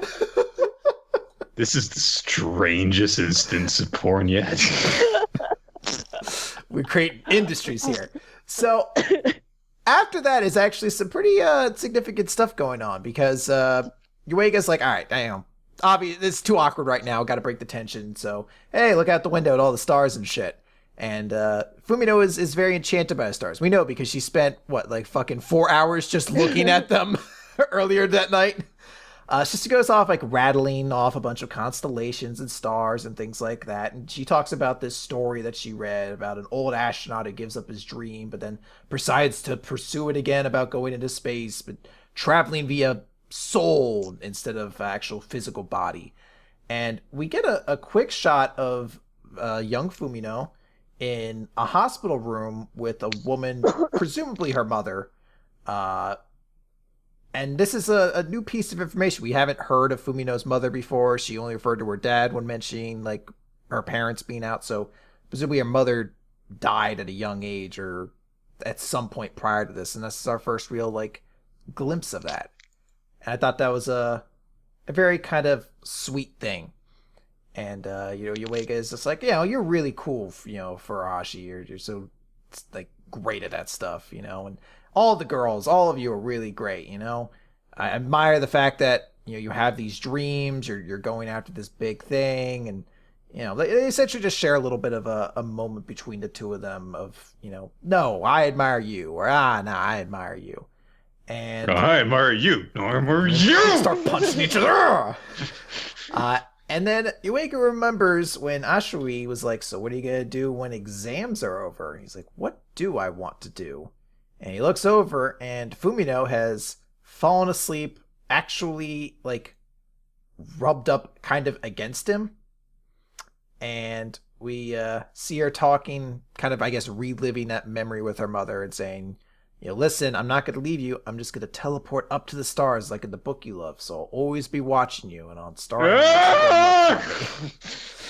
And remember, when you get to be 13, that's when the curse of the vacuum anus starts. So beware. Wait, what, Mom? I think you need to explain this in greater detail. She's like, no, it's taking me now. It just explodes. You're like, wow, what a dangerous world this is. And it's very sweet. So, like, essentially, Fumino comes out of this memory, wakes up, and realizes that she's, staring at Yuiga, and he's asleep, but also squeezing her hand. And they, she sees it and kind of just decides to just go back to sleep. And then, of course, it ends with, like, a joke that this series sort of always ends with, like, the one panel, like, oh, man, and things were really awkward after that, but, here's the, or jokey thing at the end of the chapter to alleviate the levity of everything. But yeah, that's the chapter. I hope Yuiga's dream becomes getting rid of vacuum mass. He's like, he's gonna find the cure or something that the girls can wear to prevent it from riding up their butts. That, or he's gonna have a harem. That's going to be his new dream. They're going to be like, I didn't think you were that type of person. He's like, people change. If you're happy living a life of decadence, as long as everyone involved is cool with it, then why not? I liked a good chunk of this chapter. I thought that the way of them getting into the situation was ridiculously contrived. But I did like a lot of the character development that we got from this. I thought that the flashback that Fumino had with her mother was very sweet. It was nice to see. I mean, we knew a lot of this stuff. I think we knew pretty much all of this stuff anyway. But I liked seeing that new perspective on it. One of those last conversations that Fumino had with her mother and the way that she had of comforting her daughter. And I think that I also like that panel of Fumino waking up, seeing that Yuiga is just holding her hand and associating that with the memory of her mother holding her hand. I think it's a really sweet little visual. I also really like the focus on, Yuiga's got to, have a goal of his own aside from just like, studying hard and getting these girls into their choice universities so that he can get a scholarship. There's got to be, something that he's actually working toward. He can't just have tunnel vision and just be focused on what's directly in front of him. There's got to be a reason for him to freaking live. But I'm getting really sick of all of these situations that Fumino and Yuiga get involved in. not that it like Fumio is exclusively guilty of winding up in ridiculously contrived situations with Yuiga, but it all seems to be for the purpose of no, I can't let myself have these heart pounding moments. I can't let myself get doki doki for Yuiga because it's wrong, because Iruka and Ogata love him, and I shouldn't get close to him like that. Just grow up a little bit. Come on, you're in these situations all the time. You gotta build some tolerance for this shit. Yeah. Yeah, I like this chapter for all the same reasons. And I disliked it for all the same reasons too. Like, when it started, it was just so, like, eye-rolling, like, of course. And of course, they've only got one room. And of course, there's only one futon. But after that, yeah, like, the development was really nice, and it was a sweet chapter. But, yeah, getting there was kind of a slog. Yeah, I think this was a really strong chapter to develop Fumino, and I think this is...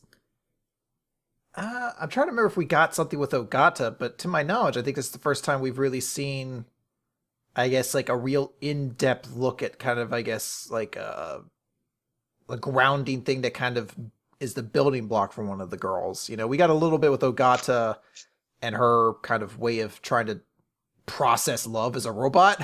But, you know, like actually seeing like, this is what one of these girls is like. I want to know what love is. But this is like one of the things that kind of has like made one of these girls who they are. It's a family thing that established them. This is something that's happened in their past. And it's just nice seeing that. And there is something very like sweet and cute to her falling to sleep with that, waking up to Yuiga holding her hand and just being like, I'm going to go back to sleep. Like, it's just... There's an earnest, very adorable nature to it that I do appreciate and like. Mm-hmm. And I'm sorry, but like fucking super wedgies are my new fetish. I can't express enough. I'm sorry, friendship is over. This was the straw that broke the camel's back. I've shit on Black Clover for years, and it's just like I put up with so much, but just this is the end. My cat's doing weird stuff to the window. What are you doing? I thought that actually was like, I thought she just hung up the call. She's like, no more. No mas. All right. Come on. There we go. All right. It's time for the Promised Neverland. What? It's time for Promised Neverland. You promise? I promise. So, the no-name guy who is given his own panel in the character rosters page where he is just nameless geezer. We get a flashback from his perspective, giving a little bit more detail to his time when, you know, he was part of a group. And it was remarkably similar to the stuff that Emma and Ray and their group were doing, where they were like, yeah, let's do it. Let's go to the human world at A0863. And yeah, then, you know, just with the caption is like, he is thinking like, yeah, we'll go to the human world, we'll live, which ends on, you know, like all of his friends being dead, killed at the hands of demons. And his own narration, you know, going from why was I the only one? It's my fault. So he wakes up because it was a dream. And immediately, you know, just like gets down from his like treetop perch to meet with Emma and Ray, and then is immediately back to, you know, cocky douchebag mode. It says, hey, all right, let's get going. We're told that they're about halfway through their journey to their destination. Em and Ray are not doing so good because they keep on getting attacked at night, and so they don't get a lot of sleep. Meanwhile, their no-name guy is just like, you guys suck. Ray is thinking to himself as they're traveling, you know, because he's observing like, hey, you know, the way that he hides and how he detects danger, how he deals with the demons, his shooting skills. He's got all these skills that we need to learn from. We need to be as good as him if we're going to survive in this world. We need to learn and steal all of his tricks. Then they have to escape from another demon. And Emma holds up like a couple of like berries and is like, okay, so yeah, this is all the food that we managed to gather for lunch today. Fortunately, Gilda was insistent that they take some food with them, so they do have a little bit from the hideout to munch on. And they're like, okay, yeah, I think that we can actually manage this. We get a bit of a montage of them traveling, running from demons, climbing up cliffs, dealing with, the elements in general. The old man observes them and says, like, yeah, they're pretty hardy, they're tenacious, they're not really what I was expecting. And we're actually making pretty good time. And he thinks privately to himself, they're only like 11 or 12. I can't believe that they can actually keep up with me on this. How old was I when I came back on this route? Maybe 15? Nah, 16. So at least having that acknowledgement of these kids are actually pretty good. But thinking back to when he came back down that route, provides a little bit of a flashback of him, fucking booking it through the woods, not looking nearly as suave and collected as he does right now.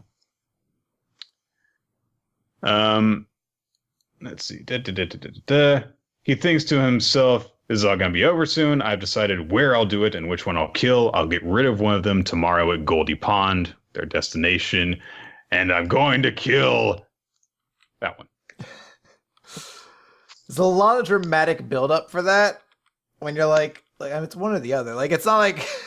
I feel like there's not too many factors that would really, determine if I'm going to feel dramatically one way or the other, depending on which one he's like, I'm going to kill that one.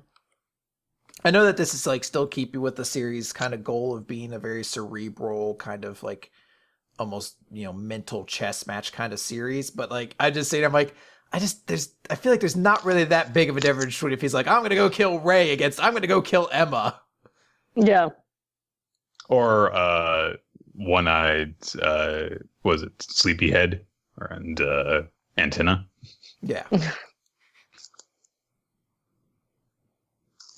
They eventually take stock at night, and is like, oh, we're one zone away from A0863, so we should get there really, really soon. Ray thinks to himself, I'm going to have a cold narration now that the old man's got one. I deserve one. Me, #Ray, the main character. Favorite memories, go.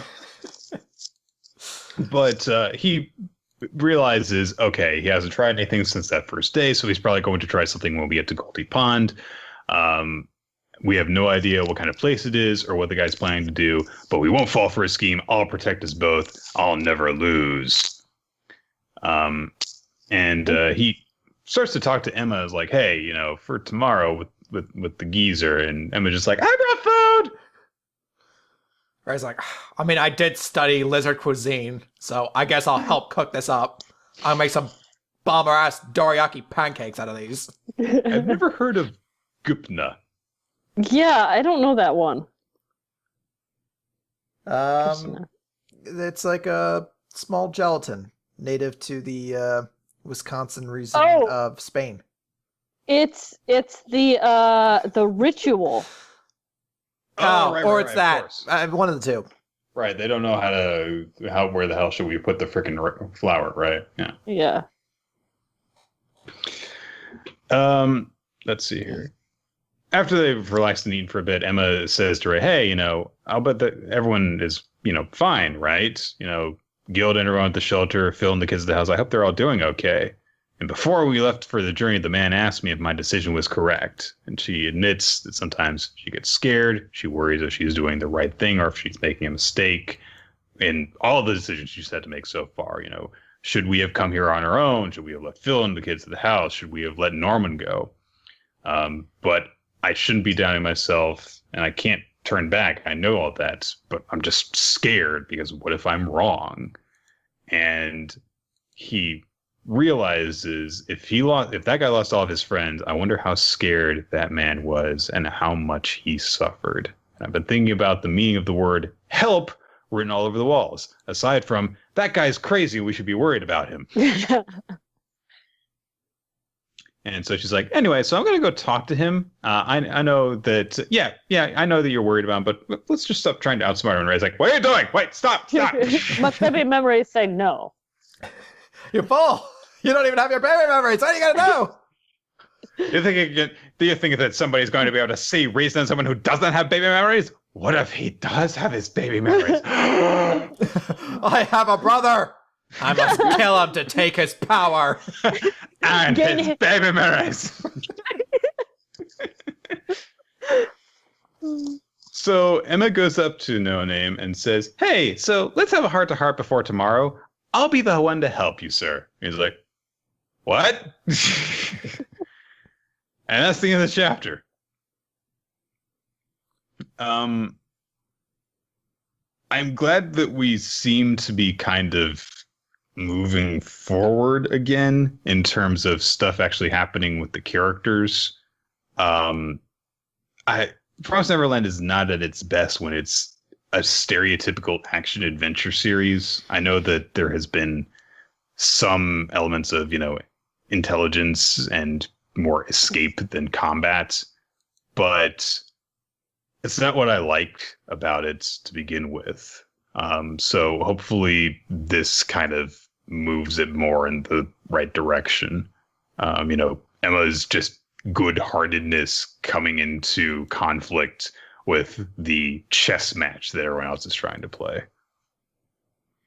Yeah, I mean, I think this is kind of like an intriguing way to end this little sequence.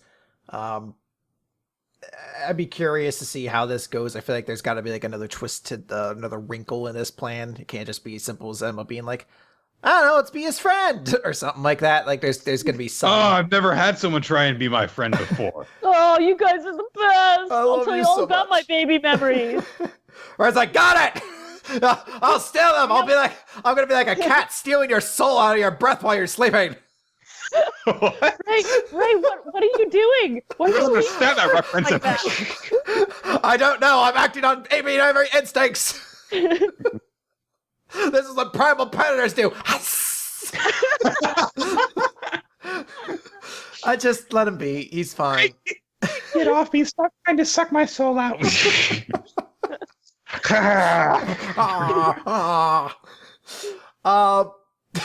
So yeah, it's a good chapter. Anyway, yeah.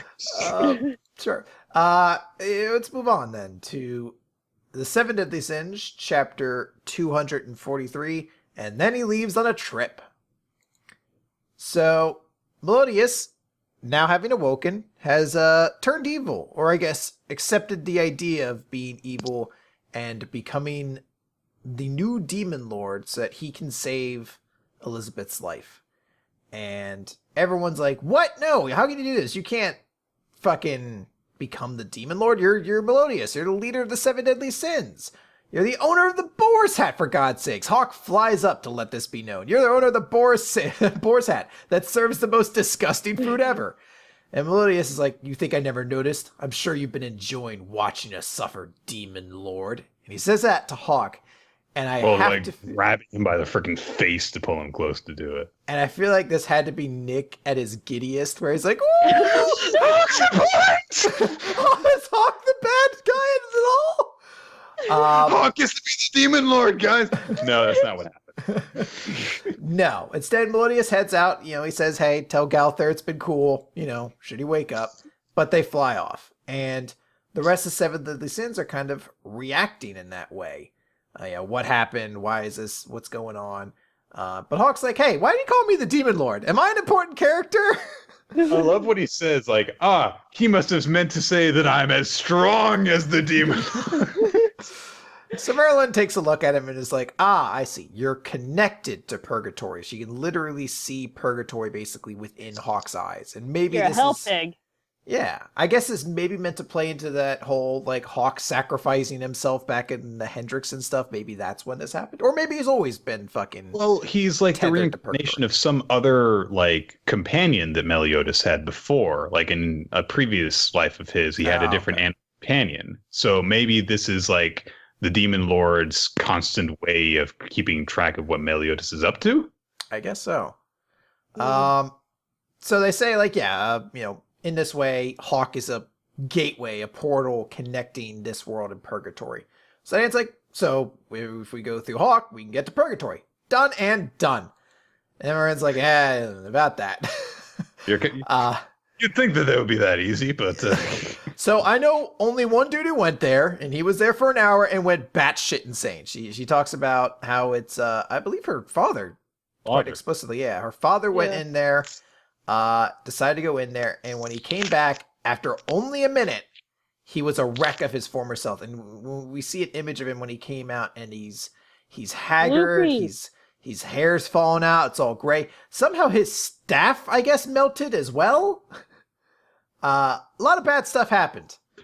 And I guess he had delirious ramblings until he died about all of his time in purgatory, how it's both hot and cold at the same time while the earth itself is poisoned. Child Merlin looks way too bored and unconcerned with her father's mental health as this is happening. That cool. She's had to deal with a lot of shit. Maybe he's been ranting about this for like. Oh my God, Dad, we get it. Yes, the air was full of acid and it was hot and cold at the same time. We get it. The eternal burning, etc., etc. Are we having lunch today or what? Just be happy he doesn't have baby memories. Nick, as the son of somebody who has mental problems, I can tell you eventually you get to the point like, yes, Mom, you're gonna die today. All right. Are you gonna finish washing the dishes, or I had to wash this mug out myself? But yeah, purgatory is not a cool place. It's no bueno. No bueno. That's on their sign. Welcome to purgatory. No bueno. No es bueno. No es bueno. But yeah, it's a tough place. The captain's emotions could be anywhere in there, so it's simply just not possible. Like, no one would be able to survive that. We'd be annihilated. And Bond's like, I'll go. And Merlin's like, yeah, I know you're immortal. It's not as simple and clean as that, though. If you're gonna go, you'll just end up fucked. Like, your soul can still be fucked. The way to go, Chris. Does that mean I have to meet your father? Please, oh baby. Don't go. Bond's, they're all trying to talk Bond out of it, but he's like, no, that may be, but this is this is what we're going to do. Please let me do this because I want to save my best friend. And if I can't do that, then how am I supposed to protect the girl I love?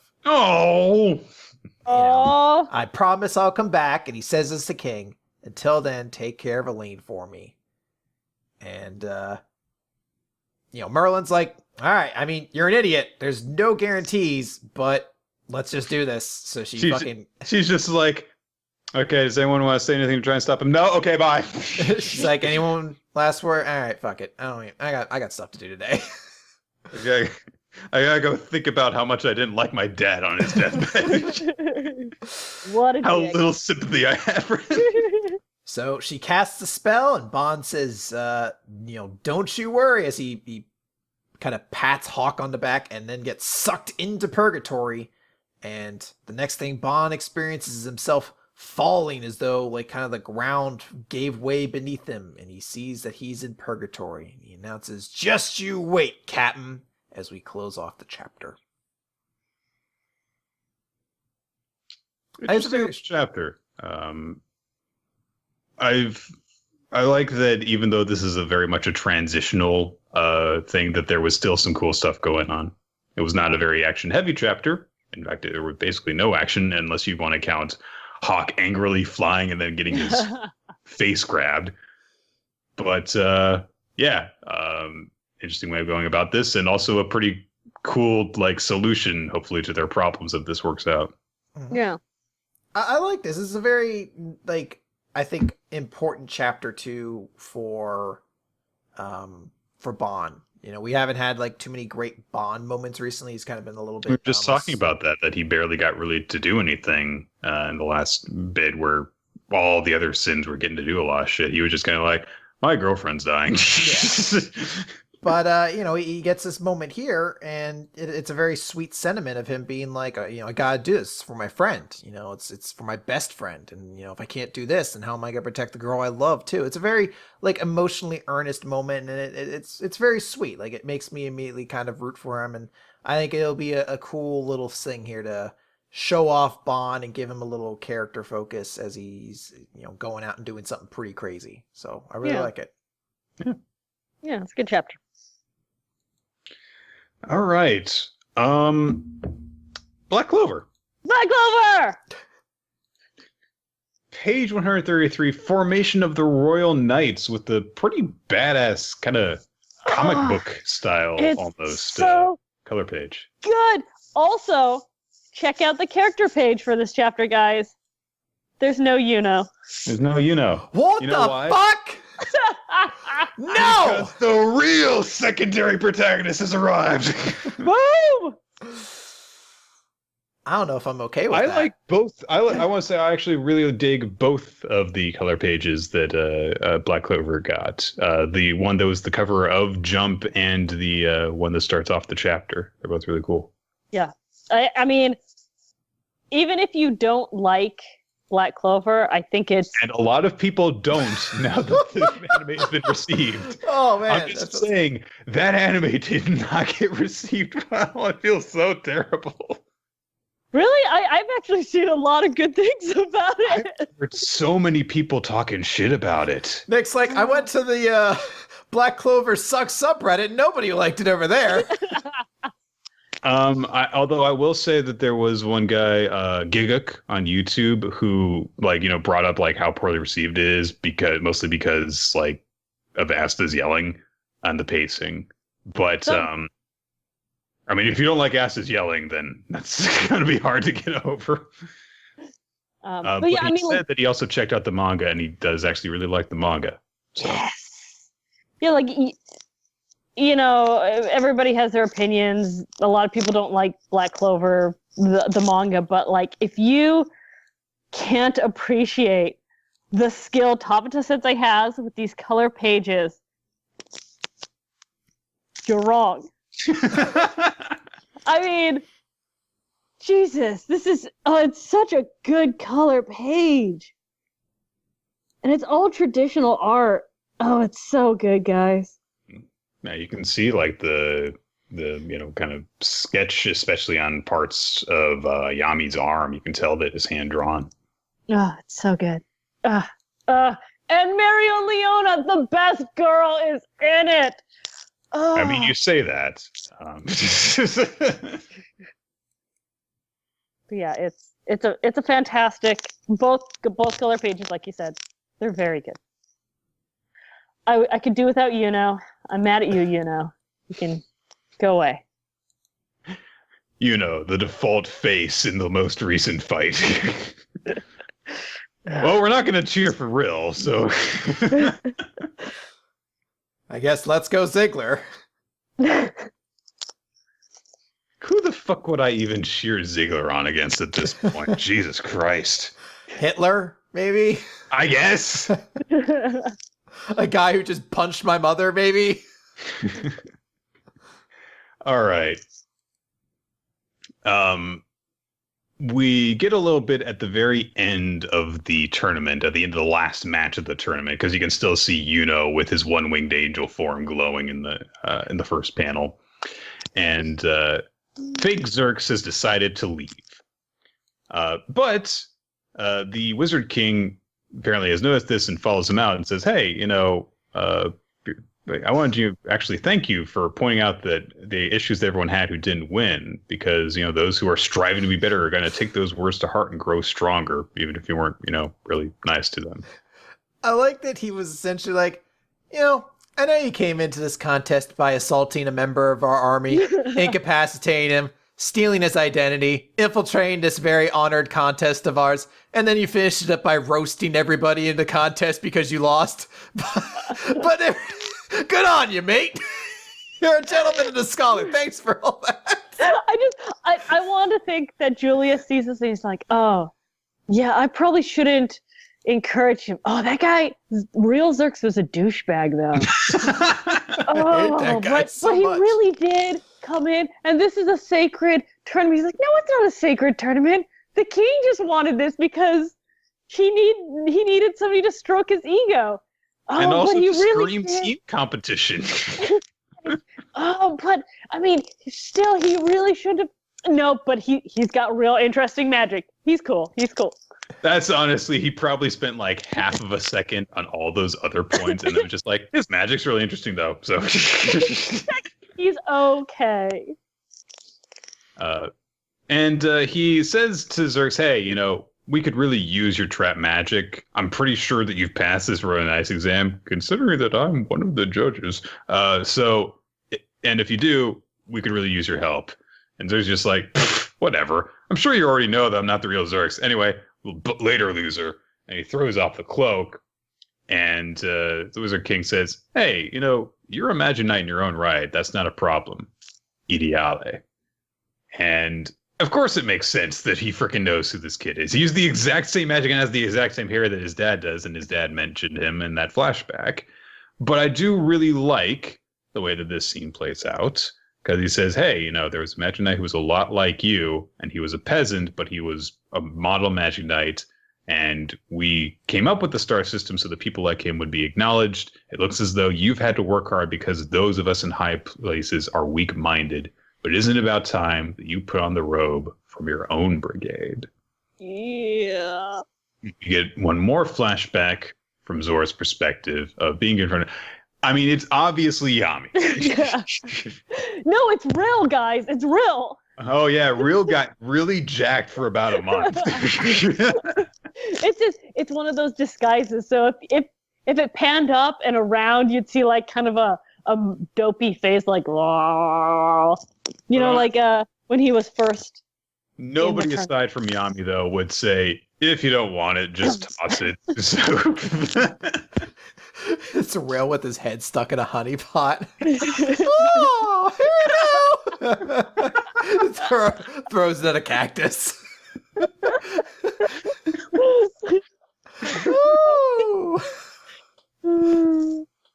So Zora says, who the hell is Ideale? I'm just a guy passing through who couldn't become a super mage. And he just walks off. He's like, yeah, making my badass, don't give a shit exit. Yeah. Oh, shit, I was supposed to go the other way. All right, well, I'll just walk the other way around the entire planet that way. Guess I'm going the long way around. Shit. I really do like that the Wizard King remembers Zora's father. I like that I think that it shows the kind of person that he is, that he, you know, acknowledges people based on imagination, no matter where they come from. And that he has, you know, a nice thing to say about his father in this moment. Yeah. See, I actually really dislike this.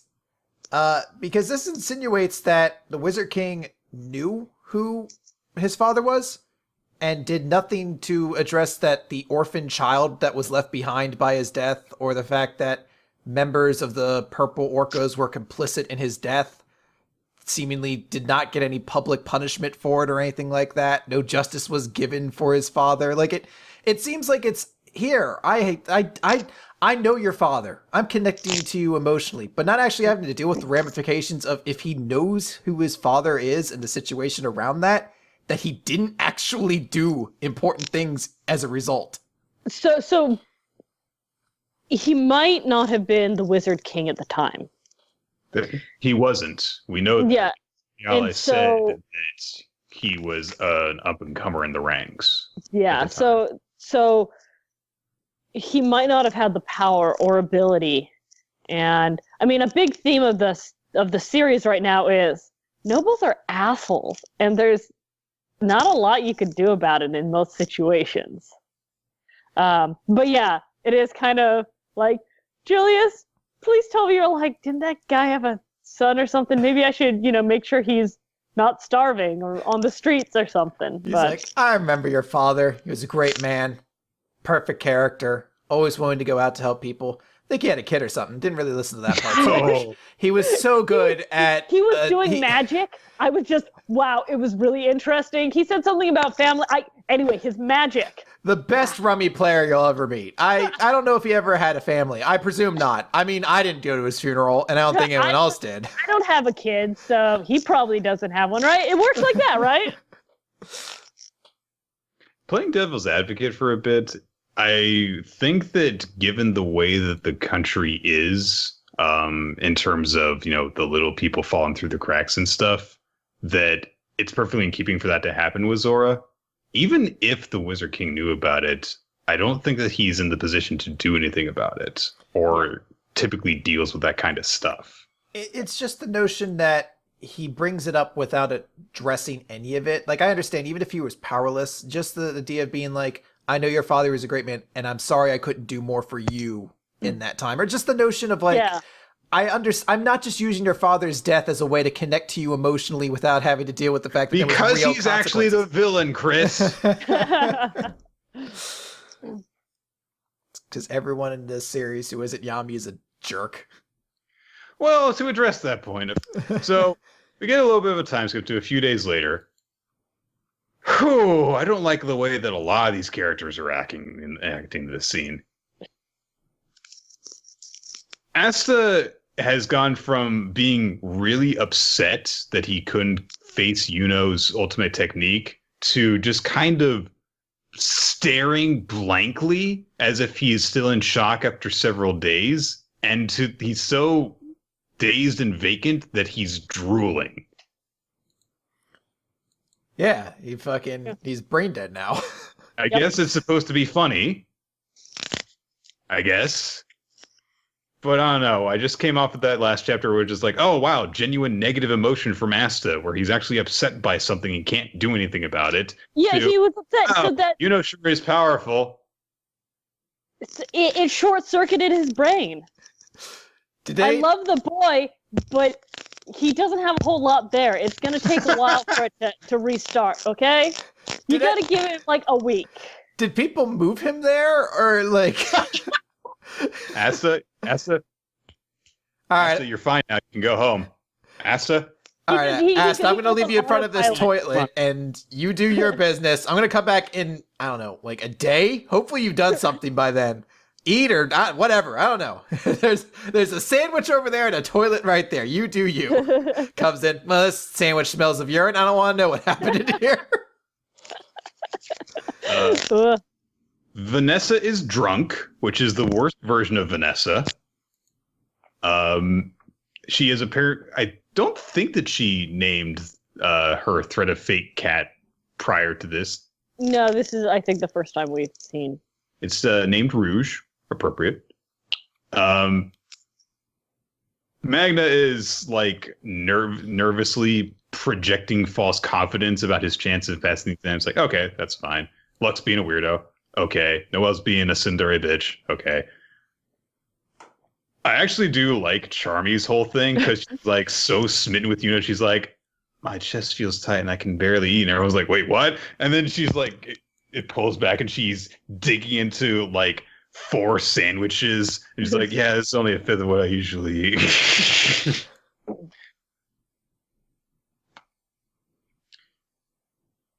Noelle gives a little bit of a catch-up narration saying like, yeah, it turns out that the guy who was on Asta's team wasn't the real Zerx. We found the real one knocked out in an alley somewhere. He smelled like pee for some reason. Finral's alive, but he's comatose. Makes sense. He had parts of his body not there for a while. And Langris has been taken away. They said something about questioning him. Good. And of course they recognize, oh yeah, he kind of demonstrated that same type of power that we saw before with the third eye thing. But her thoughts get interrupted by a loud shout. And Magna goes to confront them and is like, hey, shut up! This is Black Bull's place. Get the fuck out of here. The wall explodes. I wanna jump in here. I love that it's the hideout of the Black Bulls, not, hey, this is, where the Black Bulls are stationed or whatever. It's the hideout. Like their thieves or something. I really like that. This is our den. Like there's some sort of gang, like an underground Yakuza group instead of, magical knights who defend the kingdom. I mean, when you have government pointed to their jobs. When you have Magna answering the door, you really fit into that fucking Yakuza vibe. He's like, hey, what you doing over here? Knocking on our doors and everything like that. Oh! Instead of going into like a rap there for a second. I beat Bucks now. It's my deal. So, for whatever reason, it's, by the way, it's Mario Leona. She is looking for Yami, and for whatever reason decides to ask the vacant, expressionless, shocked kid directions instead of literally anyone else there. And when he doesn't answer her right away, she punches him in the face. Maybe she was looking for a reason to punch him in the face. Because she's a violent person and is kind of mean and bad. She's the best! I love her! Like Oh, she's so perfect. such a jerk. Oh, she woke him up. Asta calls her Lady Siska Leon, you know, because Fuego Leon's sister, and she's like, "It's Mario Leona. Do you want to die, you thundering moron?" If you're gonna be a jerk now, at least be funny about it, because Yami comes around from taking a shit, because that's really his deal lately, not being allowed to take a shit in private. And he spots Mario Leona and is immediately like, "We're being invaded by a ferocious beast. Everyone evacuate." It's like one look at her and just decides to be such a dick to her. And then there's a weird moment where she's like, "Here, take this," and is delivered some sort of weird burning liquor for him to have. And and she says, "It's a thank you for visiting Fuego Leon in the hospital." I love that she has these like fire lion paws that she uses all the time, and she like just shoves him in the face in one panel and then delicately puts down the alcohol tink in the next panel with the little fire claws. She's so perfect. I have such a crush on her. So she then picks up Luck and Noelle and Asta with her lion paw things and starts to haul them off. I like the three reactions that we get, where Asta is like, "Where are you taking us? To hell? Are we going to hell?" Which, given where she's been where she's taken them before, that's understandable. And Noelle's just like, "Ah!" and looks like, "Ha ha ha, this is..." Whee! So Magna taunts them all. He's like, "Ah ha ha, you're all in trouble." And she's like, "Yeah, I'm taking them because they passed the Royal Knight selection exam." Ah! I really like Luck's expression on the next panel, because Luck and Magna are rivals. Yeah. Well, So Luck gets ahead here, and I think Luck's really excited, but at the same time, like, his rival and pretty much best friend, he got passed over. So I really like that. I mean, it's a real simple panel, but I think it's a neat addition to have in there. And although I do wonder if Luck actually realizes in that moment that Magna hasn't passed. I guess that he does, because she says they as opposed to you. So Siska Leon is like, "And there is one other qualifier from the Black Bulls." And it's like, "Me? But they don't seem to be here." "Me? It's not you." No, it's not you. It's, I don't know why. It's like sort of this weird moment where she's like, "There's one other qualifier. I won't mention them by name, but they're not here." And like, as a reader, you're like, so it's Zerks, right? Like, Yeah. unless you're giving it to Finral, who's fucking crippled up in a hospital right now. Oh, It could literally be no one else. It might have been the implication fake out, because Finral is not present and he's the only other person in the Black Bulls who participated in the thing. yeah. Or Yeah. she could have just like, "It's Charmy." They were impressed that one time she summoned her ram thing. Really far really away. like that. That was super cool. Also, look at her. She's so adorable. The king likes royalty and fluffy things. It's a she! Magic!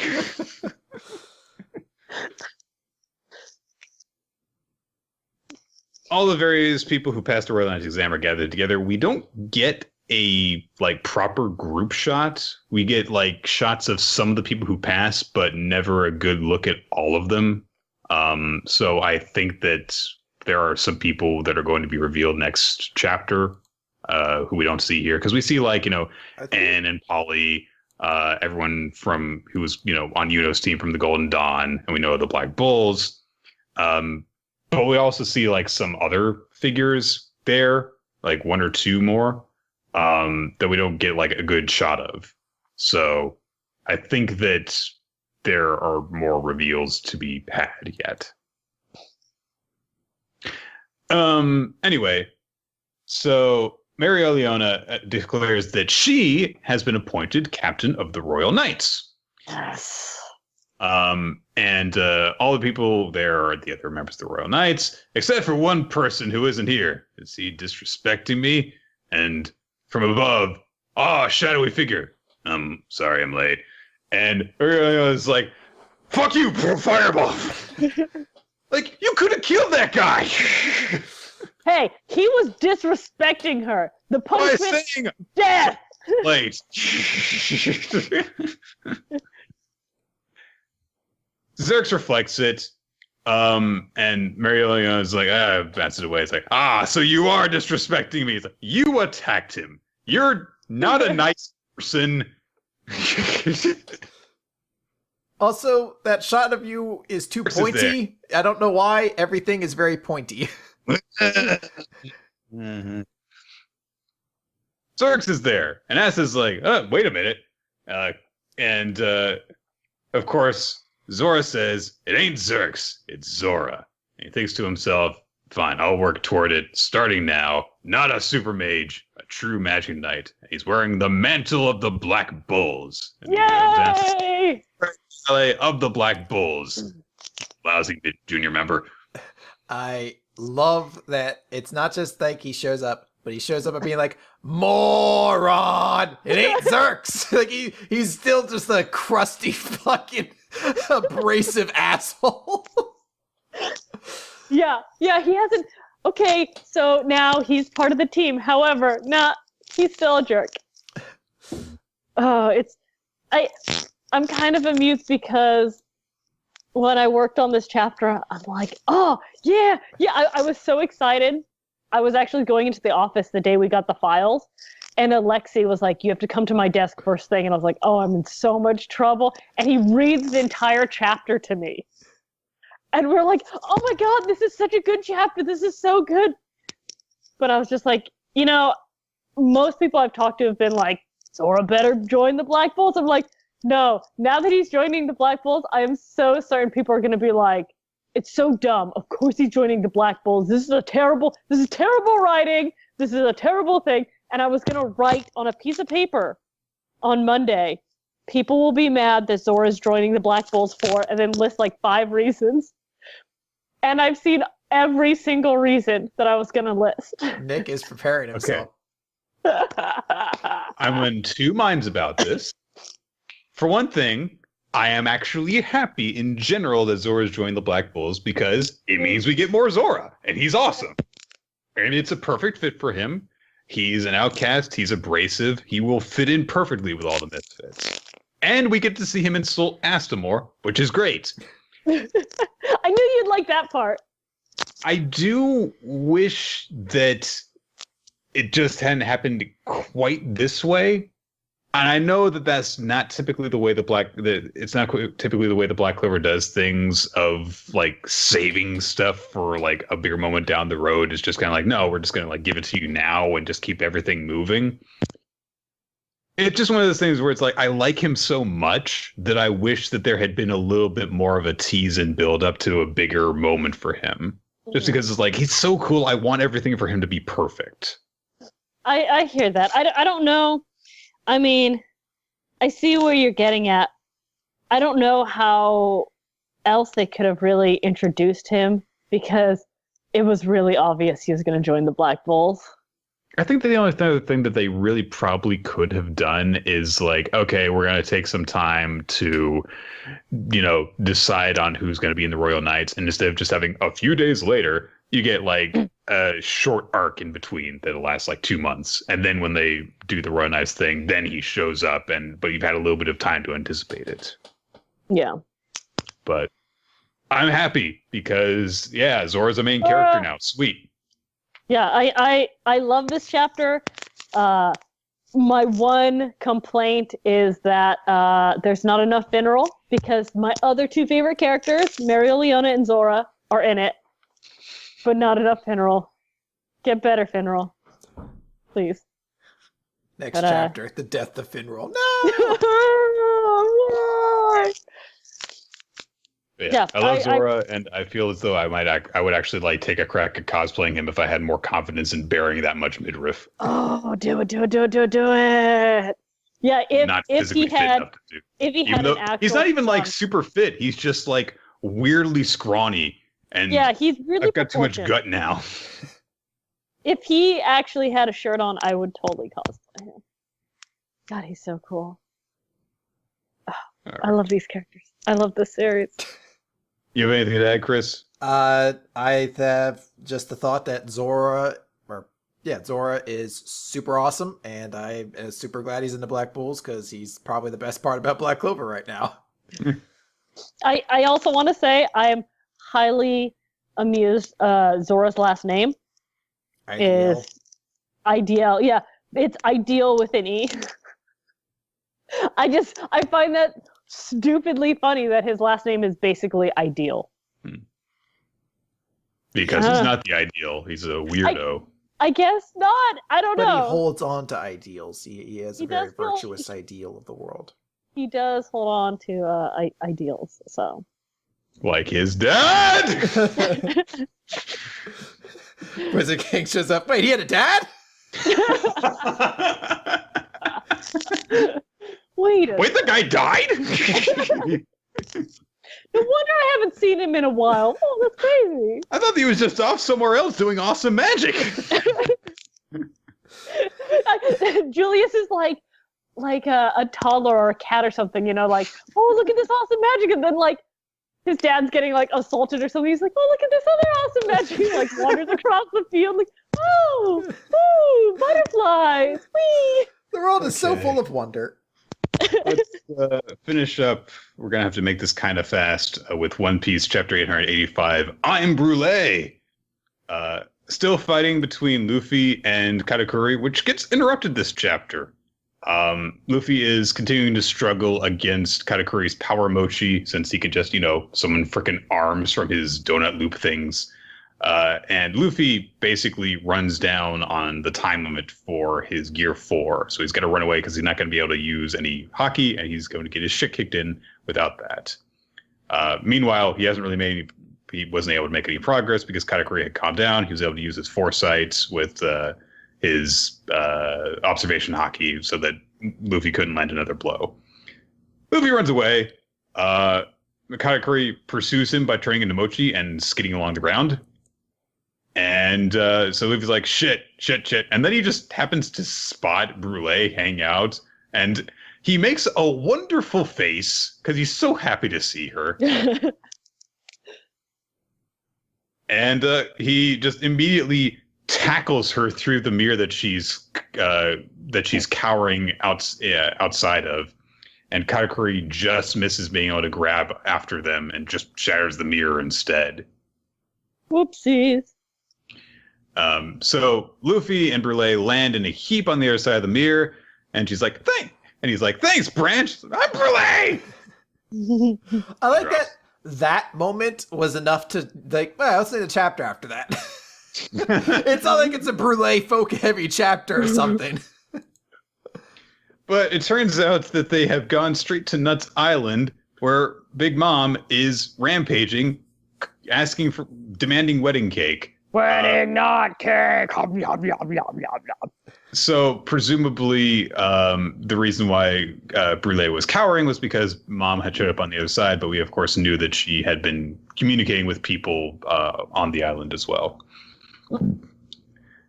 So Prospero manages to spot Luffy and Brule on the ground. He points Big Mom after them, and there's a brief action scene where Prospero tries to summon a wall of candy to stop them. I don't know exactly what happens here. It's really hard to actually follow, because Luffy uses his giant pistol to punch the wall of candy, and then pulls his hand back. It doesn't look as though he was actually able to break it. Yeah, well, he says no go, we're gonna get blocked in. Yeah. So Amanda, one of Big Mom's other daughters, slashes with her sword, and Luffy somehow dodges it. Oh, so if you look at the next panel, it looks like he's got his hand grabbing the top of the candy wall. So maybe he just pulled himself over it. Lined himself up in the same motion he's cutting into it. Yeah, it is confusing though, a little bit. Now, as a result of that, Luffy manages to get a little bit of a leg on the pursuers because they're blocked in by Prospero's candy wall. He just turns into a wave of candy, though, and Big Mom starts riding after Luffy. And then we go away from there to the Straw Hats, and everyone's like, sure it's quiet out here. Meanwhile, the Big Mom pirates are just like, oh my god, what is happening? Because so much stuff has happened. They've been betrayed. By the fire tank pirates. The fishmen have vanished, and all their freaking sea slugs are gone. So everyone's in turmoil at the moment. And then lastly, we cut to Chocolate Town, to the sweets factory. One of the chefs has nearly ascended to Nirvana from tasting Sanji's whipped cream. His clothes have not exploded off though, so no, it's not that good. No, it's not done yet. It's not part of the whole cake. So yeah, so it's good, but it could be better. Together, yeah. And they're just about done putting all the ingredients together. Chiffon has made a huge ass chiffon cake. Pudding has made a silky smooth chocolate crafted with a healthy dollop of Sanji Deer's cream. And one of the chefs observes that the chocolate is so smooth that it is sliding upwards out of the pot. Holy fuck. That makes me want fucking chocolate so bad. Like, that just sounds so good when you're like, it's so fucking smooth, it's sliding out of the pot. I mean, I guess you could say... Nick, it would be like, this fucking brown sugar cinnamon Pop-Tart, so brown sugar cinnamony, it's fucking bursting at the seams. Yeah, it's sliding out of the fucking packaging. It's popping out of the toaster. It's putting on a sexy little dress and flirting at you. Wait, put it in the toaster! Yeah! That's where the chapter ends. It's a very odd chapter. And even more strangely, it's a chapter that we're gonna have to just sit on for 2 weeks. Not a lot really happened in this chapter. Yeah, it was a fine chapter, but yeah, like nothing happened. Luffy ran away. He landed on Nuts Island. He got away from Katakuri. He's being chased by other people, and they're making a cake. Yeah. That's it. Just kind of, I guess, a bit to catch your breath, which isn't exactly a big cliffhanger thing. I mean, Sanji delivers this whole like, my friends are in trouble, so we've got to go knock out Big Mom. But it's like, you're making a cake. You've been making a cake for the last month. So we are going to see the most insane foodgasm. I don't know if I want to see Big Mom having a foodgasm. No, I don't. But we're going to see it. Get ready. I'm stoked. I want. We're about to, I think, the reason I think it's off is like a preemptive sort of huge chapter thing. And I'm super stoked to see like what's going to happen. The whole year of Sanji thing, I think, is finally going to have to like get its payoff here with Sanji being so confident. So I'm really excited for where this is going to go. Mm. Yeah, it's a good, it's a kind of whatever chapter, but it's a good setup. Mm-hmm. So. Okay. So that's gonna do it for my recap. Let's name our favorites for this week, starting with favorite series. For mine, it's Black Clover. It had my favorite. It was awesome. Way to throw away your favorite chapter of the week. I vote with my heart. Okay. Yeah, sure. Maybe I'd say the Giants are the best team in the NFL if you gave me a vote too. It doesn't mean that vote's going to count for anything at this point. Black Clover was one of my favorites this week. I almost gave it to it, but I decided to go with Food Wars. I really liked the sheer weirdness of the apple punch, but also the cool character moments and the connection that Megami and Shinomiya formed in their time together. You guys are insane. Black Clover didn't even register on my list of favorites for this week. I give it to... You just think that the Wizard King is a bad Wizard King. I think a lot of things about the Wizard King. Like, he's too sexy. I need to tell someone. That 6-pointed star thing on his forehead. Ooh la la. No, I'm giving it to... send you a sexy picture, a sexy poster of him to put on your wall now. Oh, thank God. This walls really need like some zazzing up. No, I'm giving it to Dr. Stone. I think this was a really fun, exciting chapter. Dr. Stone, I like that end with Kinro. I'll be honest, it was harder to pick a chapter of the week, there was less option for chapter of the week than there is for MVP. I feel like there's 3 really good options for MVP this week. MVP for me is Megumi, because that apple punch. I'm so excited to see her. And she looked so happy to break that guy's jaw. Yeah. I mean, I love you, Zora. I love you even more, Mario Leona. You guys are great, but Megumi was just so good. So she definitely easily wins it for me. And I have gone with Kinro from Dr. Stone. Had a really awesome, badass moment, and I liked that. I just like the way it all finishes off, where he's like, I just needed, to overcome these eyes of mine to show that I surpassed you. So. I'm going to give it to Megumi, but it was a really close, kind of decision between Kinro, Megumi, and Bon. I think all of them had really great chapters, but... Bon had a really good chapter. I've been wanting Megumi to have a really cool moment, and her fucking dressed as a boxer with apple boxing gloves punching a judge out is just such an amazing image. It has to get her. Okay. Well, everybody, that is going to do it for Weekly Manga Recap this week. We want to thank you guys for joining us here on Hitbox. It's not Hitbox anymore. God. Smashcast.tv/RoloT and Twitch.tv/RoloT, where we record the show normally on Wednesdays at about 7 p.m. Eastern Standard Time. Sometimes we do need to change plans, though, so to stay updated on stuff, you can follow us on social media. The official podcast account is @TVMR Podcast, and your hosts are @YRollerTime and @RoloT, and our guest... Annalise can be found at Kaito Ace. That's KAITOU_Ace. If you want to check out past episodes of Weekly Manga Recap, get some more manga recap goodness, you can go to weeklymangarecap.podbean.com for all of our past episodes, as well as subscribe to us on iTunes and our YouTube channel. If you check us out on iTunes, be sure to leave a comment and rating and review so that we can frickin' defeat those goddamn woodworking assholes in the hobby section.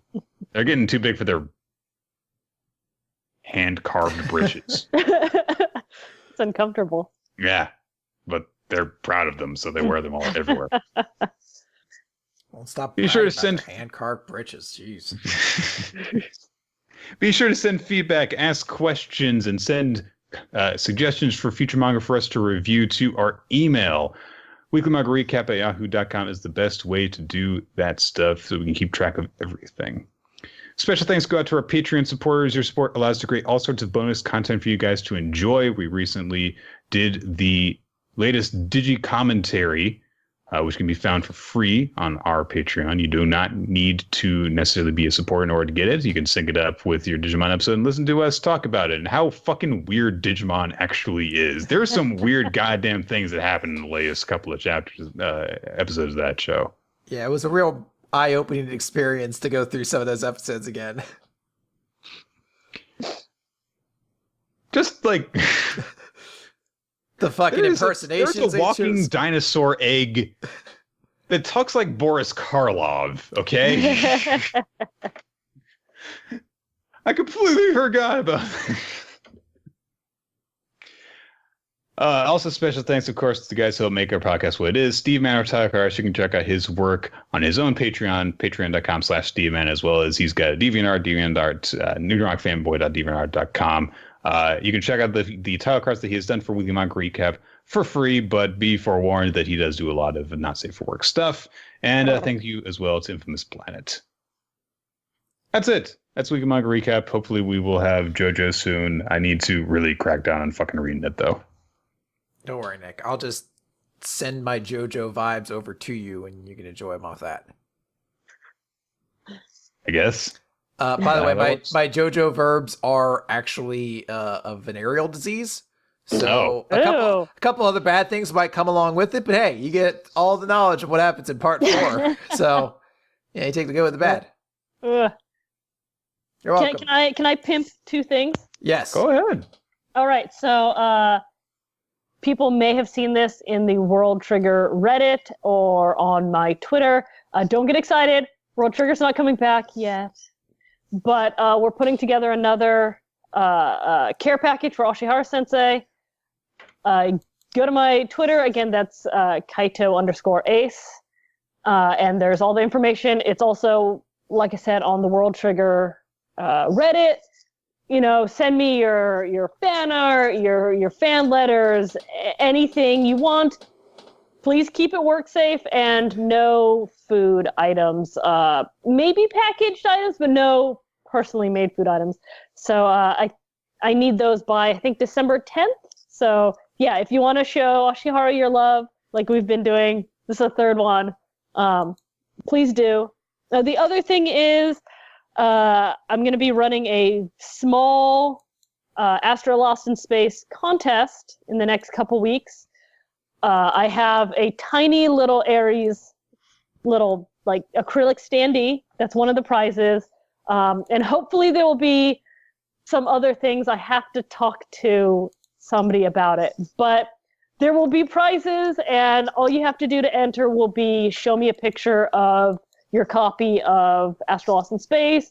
The physical version comes out on December 5th, I believe. The digital version's out right now. I accept any legit copy. If it's the Japanese version, that's fine. Just take a picture, send it to me. Details will be coming later. Just please support Astra. It's coming out. And yeah, that's all. Thanks, guys. All right. All right. Well, let's... And think that's going to do it then. Yeah, let's head out here. No time for a wacky joke. Thank you again to Annalise for coming on. And, thanks for having me, guys. We'll be back here before you know it. Black Clover forever. Yeah. But place that with World Trigger. We gotta like stop like inviting this spy into our ranks here, Chris. That was terrifying.